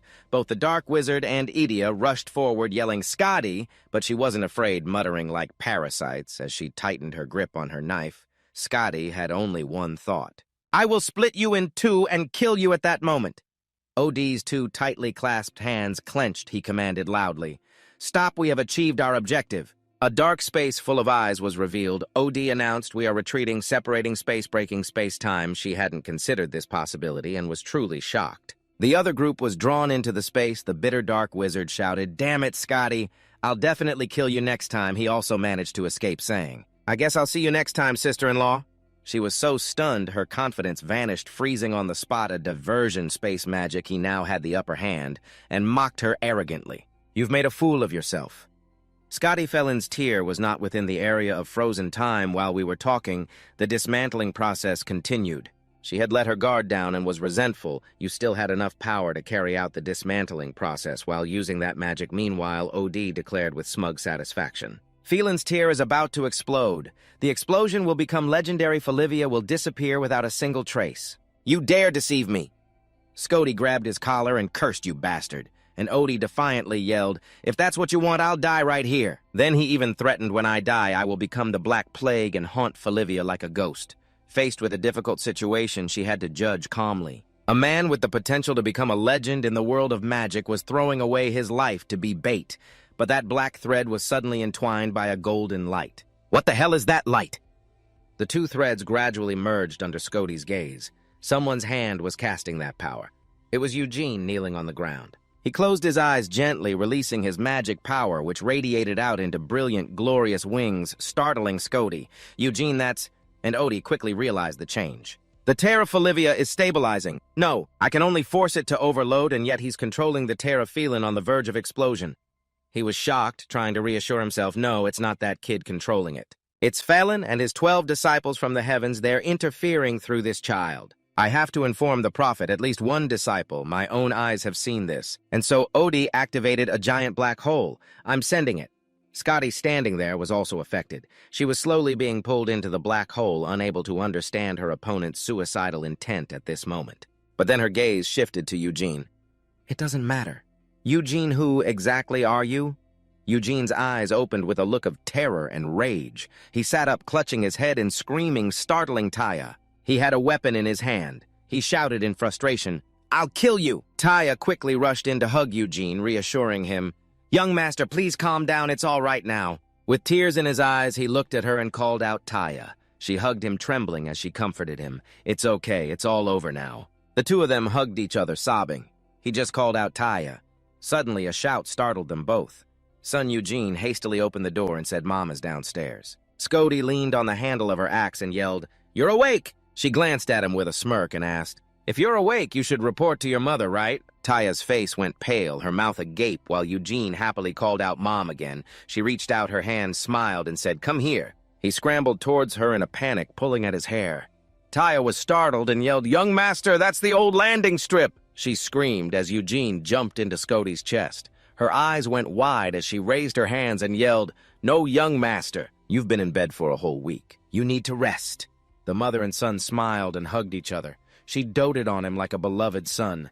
You'd have lost an arm if you'd woken up a year from now. When did you get so big? Eugene trembled and said, Mom, I'm sorry. It's my fault. Big brother Hindle. He tried to protect me and now he's gone. Scotty leaned down to soothe him. Your brother isn't gone. He asked in disbelief. What it seems. Hyojin noticed something. He smirked and uttered, It seems our roles have been reversed now. Eugene's eyes shimmered with resentful tears as he called out Big Brother. His older brother was safe. Luckily, the spear had missed his heart. Scotty happily mumbled, What are you doing? Are you trying to hug him and risk injuring your brother? It seems the spear actually helped stop the bleeding. The mother burst out laughing. And your uncle's terrible skill not only missed the heart, but also helped stop the bleeding. But Eugene replied in a low voice, That's right. Were you actually a surgeon after all? The attacked fortress was quickly restored, partly due to the efforts of the guards in minimizing the damage, and also because the real target of the Eternal Law all along was the Guardian Stone. Unfortunately, I heard the Guardian Stone was destroyed when I collapsed. An excited man roared, "The explosion will become legendary. Folivia will disappear without a trace." Still, there was a silver lining. We prevented the worst-case scenario, the explosion of the stone. What a pity that Folivia's protection stone was destroyed.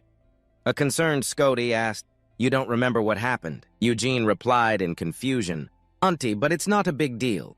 The real power that protects Folivia from the abyss monsters isn't the protection stone, but the brave warriors fighting on the front lines. On the westernmost front against the abyss, where thousands of monsters attacked, a memorable victory was achieved with minimal casualties thanks to his brother's swift support. At least we can say the number of casualties was reduced, but no matter by how much war still claimed many lives that day. Folivia lost 21 noble members of the clan council and hundreds of brave warriors. Rob hung his head crying and muttered through gritted teeth, "Those bastards of the eternal law. They killed my grandfather Eugene. I will become stronger than you to make sure Folivia never has to suffer such humiliation again." Eugene's lips curled into an icy line as he said, "So will I. I will become even stronger, strong enough to make the eternal law pay. But do you really think you can become stronger than me?" Rob clenched his fists and retorted irritably, "You just have a small head start. I'll catch up in no time. Don't act so high and mighty just because you're going to the Magic Academy." Eugene glanced down at his fist and scoffed. "The Magic Academy? I am not going to the Magic Academy." His face filled with determination as he said, "I will stay and protect Folivia." Stunned, the other two asked in disbelief what the scene shifts to another place. Ancient houses are clustered together. Inside a room, Eugene says with his head lowered in embarrassment, "After all the effort you put into teaching me, I'm sorry, teacher. I think I finally understand what responsibility is. People do things they don't want to in order to protect what's precious to them, right? But I think I've been too selfish." Easton called out bewildered Eugene. He continued in a low voice, "Being born a noble with heavy responsibilities, yet only wanting to do as I please." Her expression darkened as she was about to speak. Suddenly a somber voice spoke up. "You're saying this for your mother to hear, aren't you?" Easton trembled while a startled Eugene yelled. Mom Scody pinched his cheek teasingly. "You whine just like your father? Don't bother your teacher anymore. Come outside with me for some fresh air." Sunlight shone on the mountain where the two stood. Scody turned to her son and asked cheerfully, "Look, isn't it beautiful?" Eugene stepped forward and hesitated. "Yes, but what did you want to talk about? Why did you call me out here?" Scody enjoyed the cool breeze, then said softly, "About you giving up the Magic Academy. It's for revenge on Idia." Hearing this, Eugene looked flustered for a moment, then calmly replied, "Yes, of course I have to get revenge. One day I will make him pay." With her hands on her hips, she looked up at him and asked nonchalantly, "Is that so? To me, it seems your heart is filled more with confusion than with a desire for revenge, wondering why. Why Idia didn't kill your brother and instead spared him like that." Instantly, Eugene looked up stunned and replied he did. "That's right. He really let my brother live, didn't he?" She crossed her arms and analyzed, thinking it was a coincidence would be comforting, but that's unlikely. Eugene timidly mumbled, "Then why did he—" Suddenly, her expression changed as she asked suspiciously, "You seem very curious."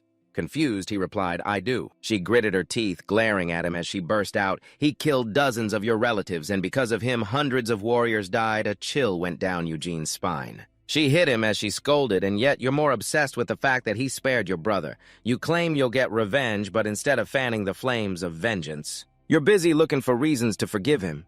If Idia told you some sob story, would you be ready to forgive him? With that thought, you think you can get revenge. Now I will fix that pathetic attitude of yours." Eugene lowered his head gently, wiping his cheek, and muttered, "Why is it wrong to wonder?" He looked Scotty straight in the face, resentfully blurting out, "Mother, you always left as you pleased. Father was so weak he spent half a year recovering in the capital." He clenched his fingers, adding resentfully, "For me. More than mother and father, my big brother and uncle felt more like parents. Isn't it natural to wonder about them?" Suddenly, Scotty put her arm around his shoulder and replied cheerfully, "That's right, that's it. Be honest just like that. Don't try to force it without any real desire for revenge, worrying about what others think. You were miraculously given a chance at a second life. Are you going to waste it worrying about what other people think? Do what you really want." Eugene pondered her words. "What do I really want to do?" His expression then became distant as he mumbled, "But what I want is magic. With Folivia under attack, how can I enjoy magic by myself?" Then he heard Scotty speak. "Just Folivia?" He was stunned. She smiled gently and continued, "If you want to become a mage like the god Phelan, you need to look beyond Folivia." Eugene looked at her timidly and asked, "What?" "How do you know my dream?" She replied with a wicked smirk, "Of course your brother told me. That kid gave a whole speech full of stories when I asked about you." Eugene covered his ears in embarrassment and shouted, "Not again. He only told you." Right. He didn't go around town talking about it. Did he? Scotty asked with a cryptic smile. Why are you embarrassed to have a dream like that while being a mage? For a moment, Eugene frantically shook his head and whined, no, it's not like that. It's just that big brother always... Immediately, Scotty put an arm on her son's shoulder to soothe him. Don't worry, you're not the only fool in Folivia with such an outrageous dream. The fool of Folivia. Edel Folivia wasn't bad at being a fool either, Eugene asked in confusion, Father. When I was known as Scarface, I wielded my sword with anger and fighting spirit fields where I certainly had talent. At the age of 22 in the land of warriors, I had no opponents left. A handsome young man sheathed his sword with a charming smile and asked, May I have this dance? My lady, he was Adel Folivia, 22 years old. Your father appeared. Scotty gave a faint smile and said in a low voice he looked truly pathetic, hearing those words from her. Eugene was truly shocked and asked what she remembered Adel's doting smile and his gentle, teasing voice even when he made Scotty angry enough to fight him. Even so, I thought I had no rivals left, but to think a fool who knew nothing about real violence could be my equal, that was an unbearable situation. Scotty threw a stone hard and cursed die. I couldn't stand it. The humiliation made me tremble with anger. How could a fool like that compare to me? Right after that, I found out why. I went to Mount Nauska for everything that foolish man said. Scotty saw Adele drenched in syrup, killing the monsters. Sincerely, the heir of the noble family Folivia had overcome his family's objections. He looked at her lovingly and called her my lady. Because he was sincere about his dream of peace, the man Scotty reached out his hand, saying everything was over. Strong enough to end the war, he sadly spoke in a low voice. I'm sorry, my lady, please forget my words from that drunken night. Now I have become like this. Suddenly, Scotty interrupted. He fell silent. A warrior should not talk too much. Adele looked at her and said, my lady. She glanced at the peaceful dawn approaching. Folivia is a land with endless enemies, and a place where one wishes to reside is not bad to start my second life, so Mother took him for herself. Kidnap this man before anyone else realizes. Every time Mother sees the jade eyes of her child, she remembers that day. In that moment, you resemble your father, not your mother. You are too weak to live like her. Don't self-immolate with anger like her while pursuing your dreams. Don't doubt them like a fool. Eugene pursed his lips, furrowed his brow, not crying. Scotty once again embraced his shoulders, encouraging him to see his mother's man fall into reality once it had exceeded her endurance. His cheek was swollen. He firmly declared, my mother will become a sorceress like Phelan. Just as the god Phelan saved me from suffering, I will become someone who can help others. That will be an unshakable thing. I wish to see my child so confident. Scotty proudly exclaimed, that's how it should be. Eugene nodded in agreement. She glanced at her son, thinking perhaps she should be gentler. The carriage was already waiting. Eugene slowly stepped onto the carriage. In front was his family, peacefully bidding him farewell. He cheerfully leaned out, looking at the bulky carriage driving away. Eugene sadly poked his head out to wave goodbye one last time, his face filled with happiness and joy. On the carriage, he shouted the Magic Academy. Taya worriedly shouted, don't lean out like that. It's very dangerous. Hindel's calm expression wondered, so why didn't Idea kill you? Scotty crossed her arms, glancing at him teasingly. You're curious too. He hesitated to answer. At least you should know the reason, right? Mother just guessed. But going this far, your uncle perhaps doesn't have the courage to face any more hatred. That is his misery. Mother forgave your uncle out of pity, and this is how he repays her. Indeed, one should not start doing things they have never done. Hideo closed his eyes and sighed. No wonder Mother hid Eugene, but doesn't she regret sending Eugene away like this? Mother saw the boy very little in the past few days. Scotty smiled, lowering his head softly, saying, staying in Folivia will not make the boy laugh anymore with the elders of the family who are now gone. Their struggle for status will surely lead to a massacre. Of course, the one who swallows everything will certainly be the master of Folivia. A robe of Hilda fluttered, he exclaimed in frustration. I feel uncomfortable using the legacy of our comrades we just fought alongside not long ago.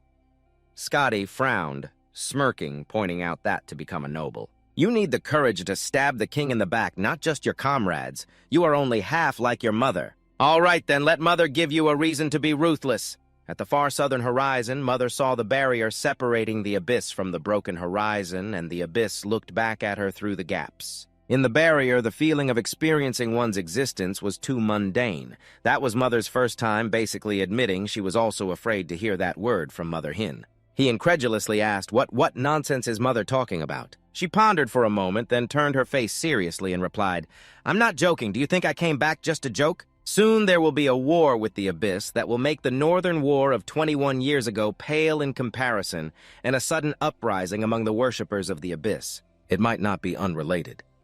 Hin's face turned pale as he asked suspiciously, "Did Father know about it too?" Then Scody thought for a moment before explaining, "About half of what I just said is based on your father's calculations, and the other half is from what I saw on the southern fringe." In the carriage, Eugene held a box, curiously asking, "What is this Tai-A?" Looked at it and replied softly, "Oh, that was sent with you, so when you meet in the capital, your father will know." He hurriedly shook the box, saying doubtfully, "It makes a noise when I shake it." Tai-A screamed in fear, "That is a gift from the lady to the Count."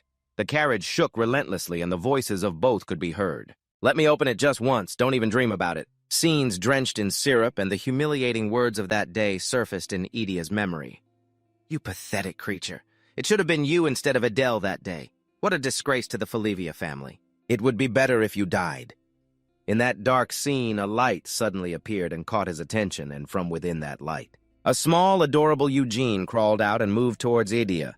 Upon seeing his uncle, Eugene smiled brightly and called out to him. His appearance moved Idia to tears. Back in reality, Idia lay in a pool of red syrup and mumbled the same dream.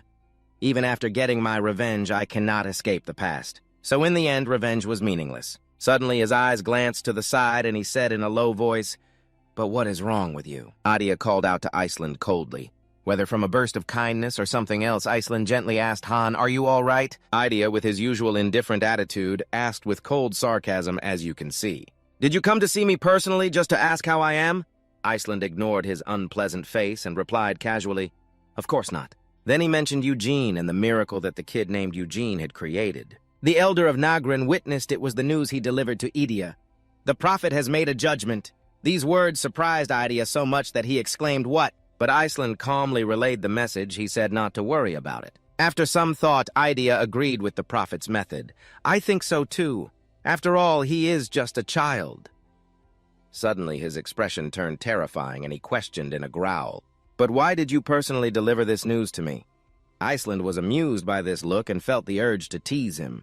"I thought you might be curious since he is your beloved nephew, is he not?" Suddenly he burst out, "I hope nothing bad happens to the boy." In his heart, Idia suddenly remembered Eugene's sweet words, "I will go to the Magic Academy and to the capital." He quickly focused on the main point, the Magic Academy, while also noticing Eugene's excitement when mentioning it. "So we can meet each other there any time."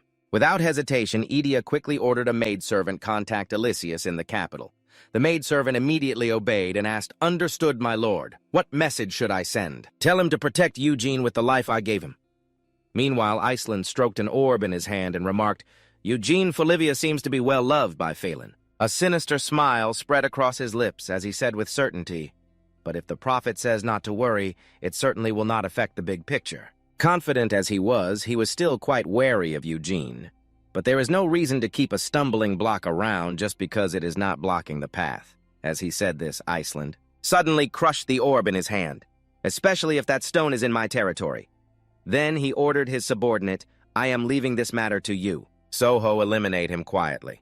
Soho respectfully accepted the order. "I will follow your request, Apostle Iceland," he uttered with calculating words. "I just happen to know someone who is perfect for the job." The scene shifts to the Hebronia Kingdom, the Kingdom of Irath. Eugene is extremely excited and fascinated by everything here. "So this is the Kingdom of Irath. There's so much to see. He's like a curious cat looking here and there." "Amazing, Taya, look, a cat." His behavior made Tai-A so embarrassed he didn't know where to hide his face, but Eugene paid no mind to his subordinate's shame. Eugene continued to excitedly try one dish after another, then laughed and said, "Taya, try this. They call it a frozen lizard skewer." Funny, right? Tai-A could only say helplessly, "I understand you're very excited, young master." He lowered his voice to warn Eugene, "But it's dangerous to act so carelessly in the capital." With an innocent face, Eugene turned and asked, "Why is that?" Tai-A had no choice but to explain with a guarded expression, "The capital is vast and crowded full of dangerous people. From what I've heard, it's teeming with arrogant royals and nobles, obsessed with power. What's more, I've heard rumors that the greedy, corrupt merchants are no better than thieves. And besides the greedy, this place is also home to madmen and dangerous mages who would do anything for their research. Lastly, there are those who operate in the shadows, not to mention the fact that it's crawling with the dregs of the underworld." Right in the middle of a crowd, Tai-A bluntly declared, "It's a city of crime that's the capital of Irath for you, sir. Naturally, his words were overheard by everyone, and it made them furious. "What are you babbling about? You country bumpkin!" Unaware, he continued to declare loudly, "Acting like a hick will get you robbed even if you're on your guard. Do you understand?" After listening, Eugene replied calmly with a hint of sarcasm, "Taye, I understand. Your prejudice is quite severe, Taye." His words made Taye jump and yell, "What?" Nevertheless, he was still adamant about warning his master. "It may seem that way, but we must be extremely careful." Of course, Eugene paid him no mind and just replied, "Really?" Just then, a voice suddenly cut in, interrupting their tedious conversation. "Excuse me, sir." A beggar child approached timidly and pleaded, "I'm really hungry. Could you spare anything?" The sight moved Eugene to pity, who exclaimed, "Oh my goodness," but Taye bluntly shooed the child away. "Go on, go away. Get lost. Do you have any idea who this is?" His attitude made Eugene naively reply, "Why not? There's still the other lizard skewer." Just as Taye was proudly boasting about his master, he suddenly realized his luggage was being pulled from his grasp. "He's from Florivia." The child stealing his luggage was so startled that he stammered, "A flow."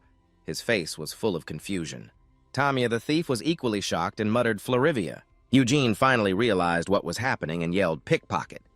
The moment he thought to himself, "Wait a minute," Taye had already started shouting after the thief. "Tamia, stop, wait."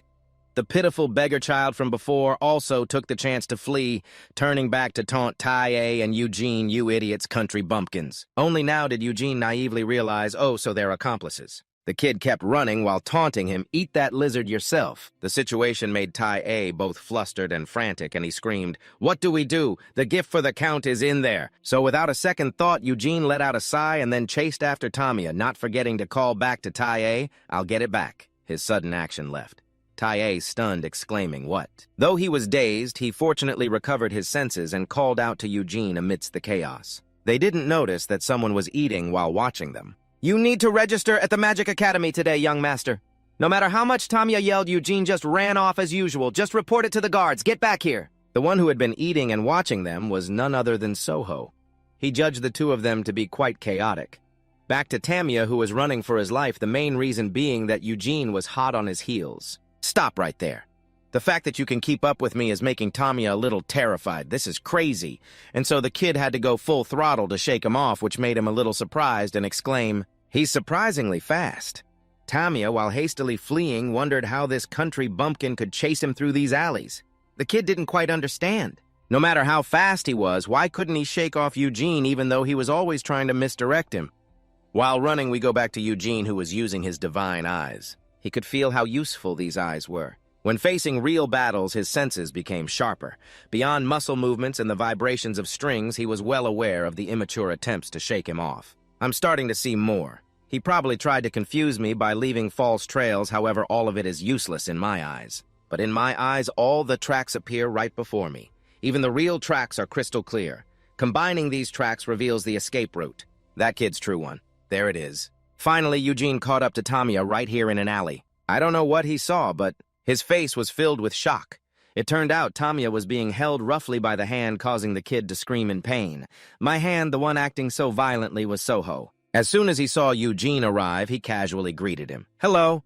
He lifted Tamia right up and asked, "This is the one you were chasing, right, Eugene Florivia?" Before he could even remind Eugene about the capital's crime problem, Eugene suddenly knocked his hand away from the child.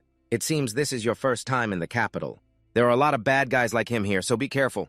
Eugene's face was full of annoyance as he growled, "What are you doing to a child?"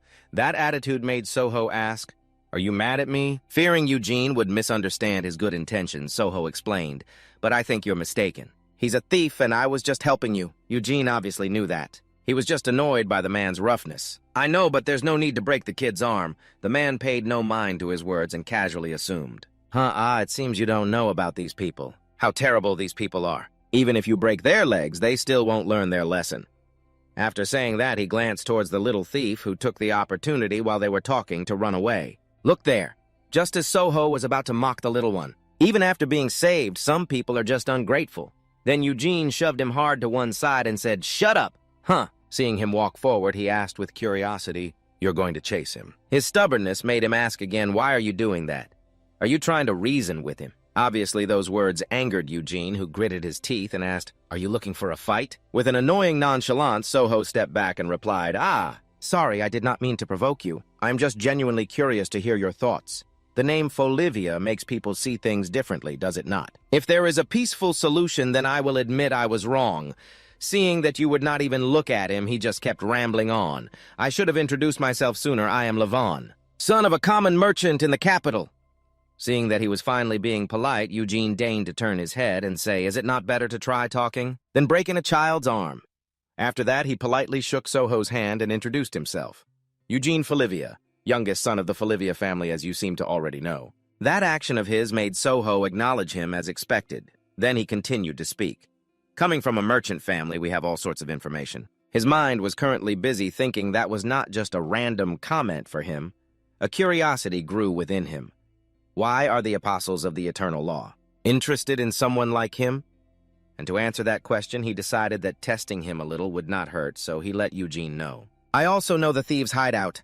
Upon hearing this, Eugene exclaimed in amazement, really. Meanwhile, in a dark alley in the capital, some thugs started beating the children because they did not bring back any money for them. Among those children was Tamir. The boy who had just stolen Eugene's bag trembled in a corner and felt lucky, thanking the heavens, just as he was busy lamenting his fate. He had no idea that two people, Eugene and Soho, had seen everything that was happening in this slum. I will not get beaten today.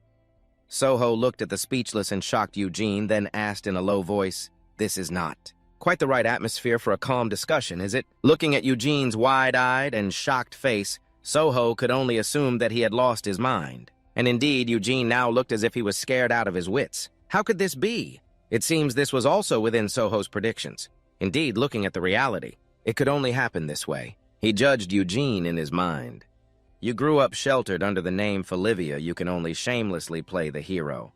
His eyes were fixed on Eugene, as if he was expecting something. Knowing what I expect, I will say something nice to him and then leave. After a moment of silence, Soho decided to soften his tone and advise Eugene.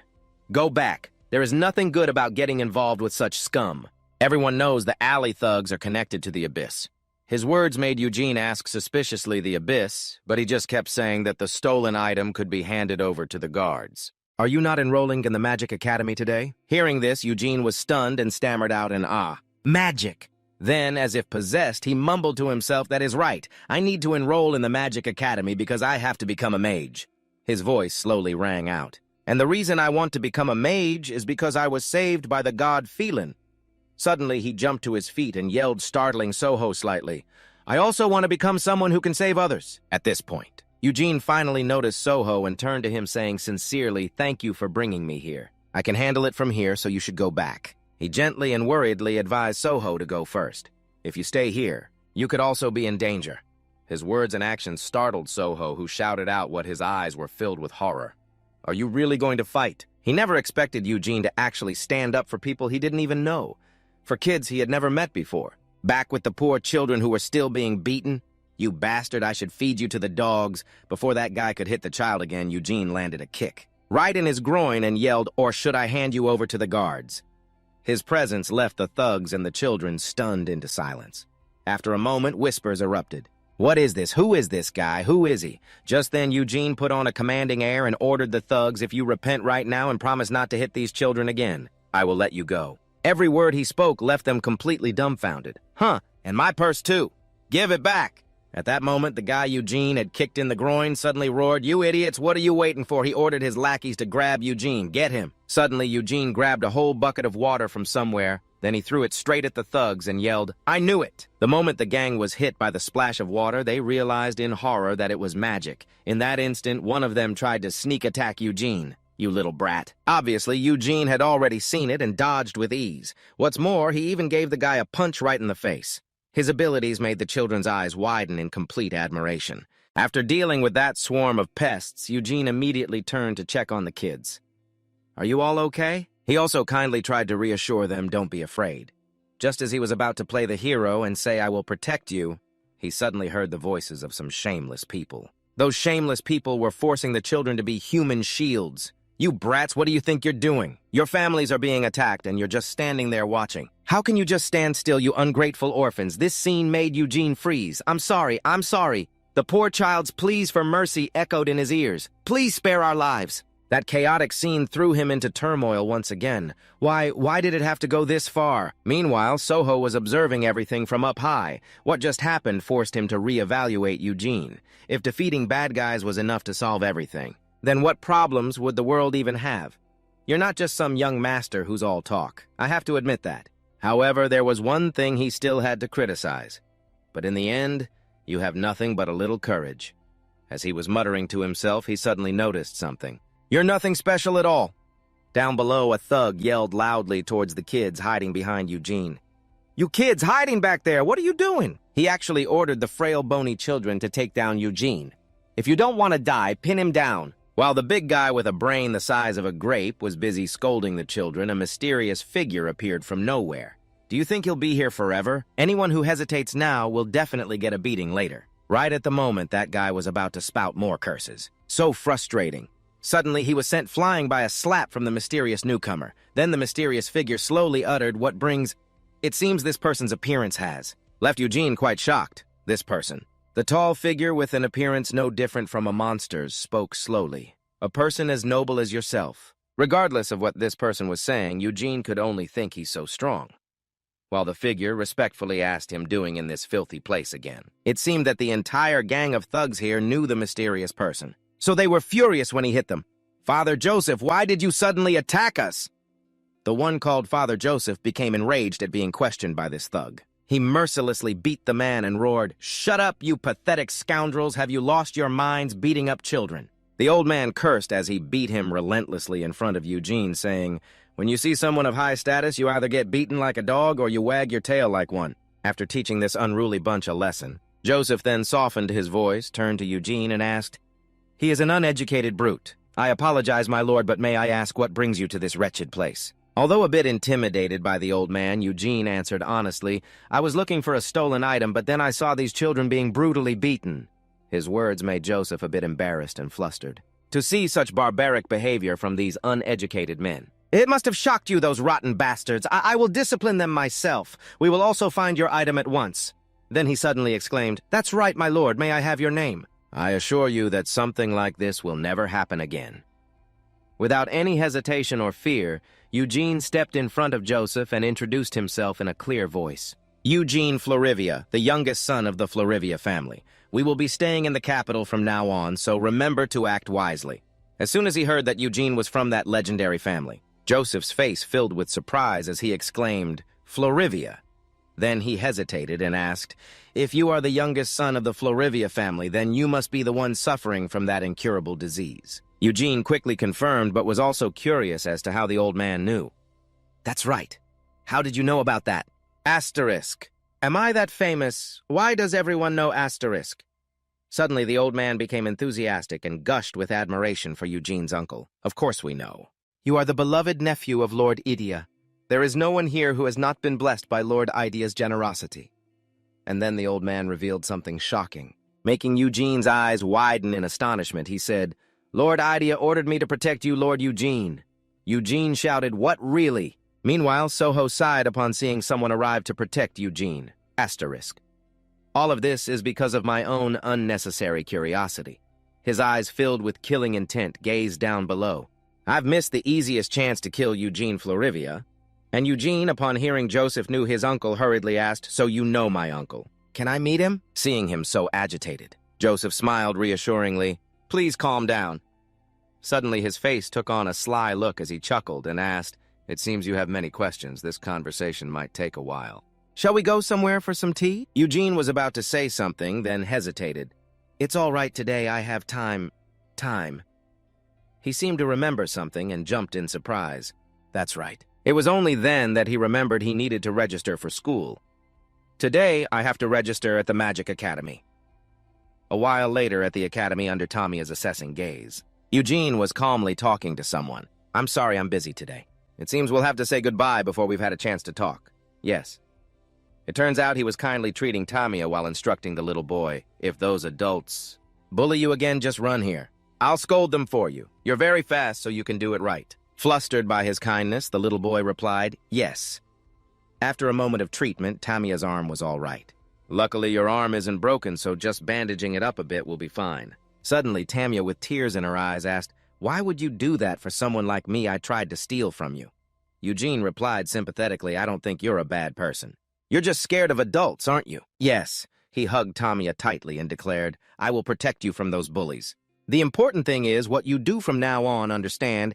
A deeply moved Tamiya replied, yes. This scene left Taya a bit bewildered what happened after you went to catch her. He was also kind enough to remind you, aren't you going to register, young master? The exam is tomorrow. But you seem quite relaxed, don't you? His reminder made Eugene jump and shout, that's right. And so, on the day of the entrance exam at the Mage District in the capital inside the Payday's Magic Academy, there were many people. Seeing such a large crowd, Eugene couldn't help but exclaim, there are so many people! The kingdom has a lot of mages, huh? Just then Soho appeared out of nowhere and explained they're not just from the kingdom. Those mages also come from the Empire, the southern islands, and even distant lands to the east. Furthermore, he added that this place is said to have been founded by the 10th disciple to protect the teachings of the god Phelan. This is the Payday's Magic Academy. His appearance startled Eugene, who called out loudly, Levan. Then he eagerly asked, Levan, you're a mage too? Soho deceptively replied, yeah, only a 2-circle one. He himself didn't hide it, saying 2 circles is already very impressive. I only have 1. Soho smiled and honestly revealed, I know you're famous. That's why I felt a sense of familiarity and approached you yesterday. And then things turned out like this. Eugene recalled the shocking events of yesterday and casually remarked, so that's how it was. Next, Soho asked curiously, but what happened after that? Did you beat those guys up? Eugene quickly denied it and said no. We ended things peacefully. Suddenly, his eyes gleamed mischievously as he asked, but it's strange that you don't know that. Weren't you watching from the rooftop? Turns out he knew all along that Soho hadn't gone anywhere but was just hiding and watching. Perhaps because you left halfway, you don't know. The words he just uttered made Soho a little unnerved. He knew that Eugene's voice was still relaxed as he said, anyway, it's great to see you again. I couldn't have imagined you were a mage. Soho probably didn't pay much attention to those words, because his mind was now filled with the thought anyone can tell just by looking at me that I'm an assassin targeting you. And sure enough, he was right. Eugene innocently said it outright, making Soho so shocked he spat out his food. Your footsteps are light and your movements are very decisive. You seem to be professionally trained, huh? Almost like a ninja. Then in his mind, Soho wondered, is he testing me? So he immediately asked, what's a ninja? Realizing he had a slip of the tongue, Eugene was a bit startled. Oh, that's right. Ninjas were from my previous life. He immediately started playing dumb and talking nonsense. Surprise, actually being a ninja is a fictional profession. So surprising, right? Ninja. What's that? How strange. Seeing that attitude made Soho assume he wasn't thinking too deeply about it. He tried to calm himself in the face of Eugene's cunning naivety. No need to panic. Even if he knows there's no way he'd give me another clue. Then he just made up a reason. Being a merchant is very dangerous because it involves a lot of money. That's why we've been trained in self-defense and stealth for generations. Who knows what Eugene deduced from that as he muttered, oh, thieves, huh? After that, the 2 new friends had a friendly chat. Soho said to his new friend, when it comes to training a Folivia like you is already a champion. Your fighting style isn't like a typical mage's, and Eugene laughed heartily and replied, I guess so.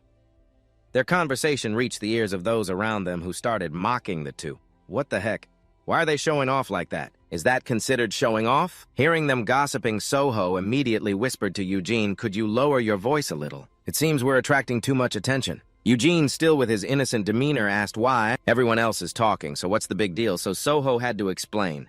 If people like us talk too much, others might think we're trying to show off. Even after hearing that, Eugene was still bewildered. People like us? Like what? Just then, a voice called out to the 2 of them.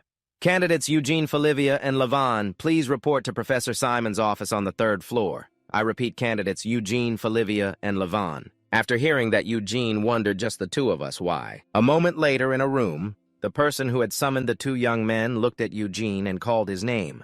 Eugene Folivia. Hearing the professor call him, he quickly replied, yes. Then the professor turned to call Soho Levan. He calmly replied, yes. Simon said in a serious voice, all right. Show me your ice magic. Just as Eugene was about to raise his hand to ask something. Sir. Just then, Soho had already completed his test. Here it is. Instantly, Simon passed him. Levan, you passed this, made Eugene exclaim in shock. What the? He asked in bewilderment. Sir, what's going on? Simon replied calmly, what else am I supposed to do with the candidates? This is obviously a test. He then warned Eugene, which made the boy a bit nervous. If you don't participate, you will be disqualified. and call me professor, not sir. So he had to demonstrate his skill. Of course I'll take the test, and his power startled Soho. Intricate blocks of ice were created in the blink of an eye. His stammering voice echoed, "Unbelievable." He himself had to acknowledge the boy's talent, to be fair with such overwhelming talent. If it weren't for the fact that he only had 1 second, just as Eugene was about to add more about his power. For now, this is all I can do, but in an environment with a lot of water. I can repeat the spell to create something bigger, and my other specialty is... Then Simon interrupted and informed Eugene Folivia through him to close the book and declared the exam over. "Can I go now?" This made Eugene rush to shout, "Wait, I haven't shown my full potential yet." That attitude annoyed Simon, who said, "You've already passed." "What do you mean?" "What else do you want here?" Immediately, Eugene told Eston that the exam results would determine our class, but if it was like this, there would be no difference. Simon exclaimed, "Oh, so that's how it is? That's why you exceeded your limits without understanding your position. It must be due to Eston's influence." He calmly said that it was predictable what Eston had stuffed into your head. That the number of strings doesn't matter. His words made Eugene gasp, thinking, what? And he poured a bucket of cold water over you, but that's not the reality. He bluntly declared that a wizard with only 1 or 2 strings has been determined to be in the lowest class. Moreover, Simon believed that the difference, why do you need something like that? With only 1 or 2 strings, you won't be able to keep up with the complexity of the intermediate class. His voice was full of disdain. "Don't be complacent, it's just because you met the standard that I let you pass. But this school has too many people wanting to eliminate the shortcomings of a single string." Finally, he warned Eugene, "If you want to survive in this academy for the long term, then don't act all high and mighty. Just live quietly as if you don't exist and then return to where you came from." Florivia's attitude made Soho realize immediately that he was an old-fashioned wizard. Wizards will always favor talent and look down on warriors, but he was a bit worried about Eugene's self-esteem. However, even the famous Folivia was at risk of being expelled. This must be the first time he faced such an insult. "Is it okay?" Suddenly, Eugene ran outside, startling him, calling after Eugene. Simon remained calm, advising Soho, "I would be very grateful if you went alone." Just then, they suddenly heard a scream. Familiar, "Hello, everyone." It turned out Eugene casually stood in front of the hallway, loudly greeting everyone. "Nice to meet you all. I'm the new student, Eugene Folivia." His actions made everyone buzz. What's wrong with him? Why is he acting like that? Is he showing off about his condition? Without any embarrassment, Eugene bluntly declared, "I may only have 1 string, but I came to this academy because I want to become a wizard like the god Phelan."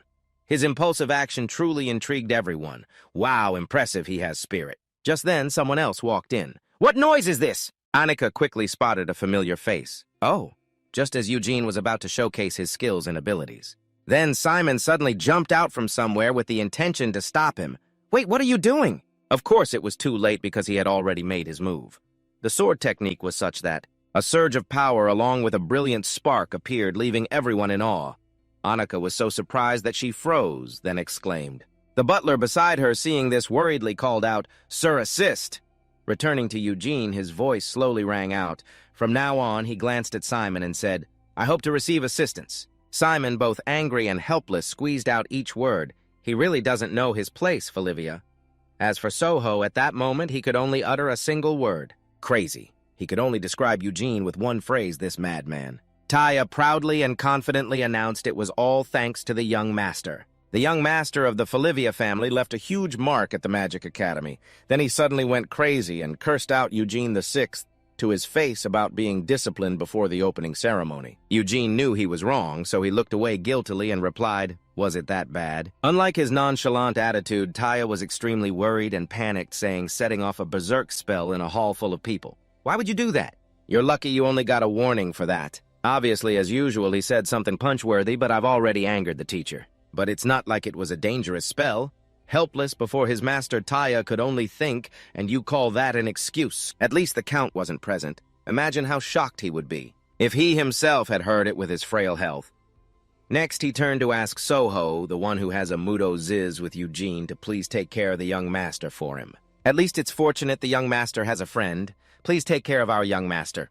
Soho himself was also getting tired of Eugene, so he intended to refuse. How could I possibly do that? As he spoke, he glanced over at Eugene, who was going wild with magic.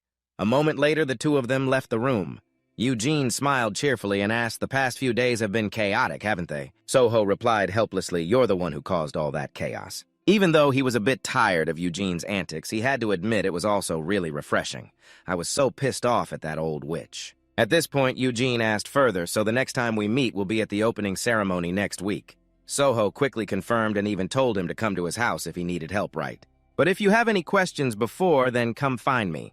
Our home is an antique shop just 1 block from here. Since he had offered, Eugene didn't hesitate to say in a low voice, "Actually, I have something to ask that Taya doesn't know about." Seeing him like that, Soho asked, "What is it?" He hurriedly asked, "How do I get to the slums where we saw those kids yesterday? Which way do I go?" seeing that he still wanted to go there. Soho sighed helplessly. "You want to see them again?" A while later in that dark alley, Eugene cheerfully and sociably performed magic for the kids there, making them look at him with admiring eyes. He continued to perform magic tricks in front of the kids. From a normal liquid, he conjured a flower, making the children laugh endlessly. Just then, he noticed Tamia standing in the distance, so Eugene gently approached and asked, "Hey, kiddo, hello, Tamia, is your arm okay?" Tamia shyly and hesitantly replied, "Yes, it's fine now. It's just an arm." Suddenly, the kid showed off a whole bag of gold coins and said proudly, "It's already healed this much. It doesn't even hurt a lot." Seeing the full bag of gold, a bewildered Eugene asked, "What did you steal again?" Tamia chuckled with amusement and said, "Don't worry, it's just money from a few thugs. I haven't forgotten my promise to live an honest life from now on." The boy's words seemed to make Eugene remember something. The promise. It turned out to be the reminder Soho had given him. Even though you have the right to pity the children, it's better not to give them any false hope. His words left Eugene confused, asking what he didn't answer, but only replied cryptically, "No, don't misunderstand, I didn't mean to make you sad." Back to the present. Tamia and the other kids, full of admiration, called Eugene a hero, a dark hero who punishes corrupt officials and the rich by stealing from them. Being called a hero by the kids made Eugene freeze up a bit, muttering, "A hero." Tamia still maintained her admiring attitude, saying loudly, "You're the best at all those games. As of magic tricks and running away among my friends, so you're just like Felix." Hearing that, Eugene chuckled to himself, wondering if this was Robin Hood from another world. Then he remembered Soho's words instead of giving them false hope, only for them to fall into despair. Wouldn't it be better to let them learn to live within their means? Because that's what's best for the kids themselves, right? Remembering those things made him a bit sad as he consoled himself. "Actually, don't take my words too seriously." Suddenly, Tamia excitedly declared, "I made my decision yesterday after hearing you talk. Big bro to become a hero like Felix." This unfamiliar name made Eugene wonder Felix, seeing his confused look. Tamia hurriedly asked, "You don't know who Felix is?" Another memory surfaced in Eugene's mind. Soho had said in a serious tone, "Actually, I really respect you for caring about the kids." Hearing that, Eugene replied a bit shyly, Well, they're just cute kids, you know." But before he could rejoice any further, Soho dashed his hopes, saying, "But in the end, that's where those kids belong, and you can't protect them forever. Right?" Just then, Joseph's hideous face appeared out of nowhere, and his voice asked, "I hear you've been looking for me." In Eugene's mind, even while he was busy declaring his intention to protect the children from the abyss, he still calmly answered Joseph, "That's right. I have a lot I want to say." He motivated himself, "This is what I have to do." Looking at the children surrounding him, he kept thinking to himself, "I just have to do what I must do. So what if I give them too much hope, even if it causes more pain later?" He cherished the children's smiles, thinking, as long as we can keep smiling brightly like this. Meanwhile, Soho was in some dusty old bookstore. Looking at the dust in the air, he wearily wondered, so much dust should I clean up? Suddenly, he recalled his words to Eugene, "I'm sorry for interfering so much. But I think you should seriously consider what's really best for the children." After hearing that, Eugene smiled and replied, "It's okay, I understand." Furthermore, he had also said, "Thank you, I'm very happy that my first friend in the capital is you. I wasn't thinking that far ahead." Those words made Soho fall into a thoughtful silence. He listened in silence as Eugene said, "But even if pretending like nothing is happening is for the best, I still can't do it." Suddenly he revealed something. "It may be hard to believe, but I remember my past life." That startled Soho, who asked back, "What?" Eugene's voice was detached as he recounted his other life. "In my previous life, I was an 8-year-old child in another world at a similar age to this life." He said that in that life, he also died from an illness. "I had a similar disease and was dying, however, there was a difference between this life and that one. The only difference was that I was born into poverty, lived a life of violence, and was bullied, and even worse than that. Even the only family I had abandoned me." Despite recounting his own tragic story, Eugene's voice remained detached as if it was nothing. Living a life deprived of everything while dying alone from hunger? What do you think that child wished for most? Hearing this, Soho didn't know how to answer. Then Eugene's voice echoed again, live levant.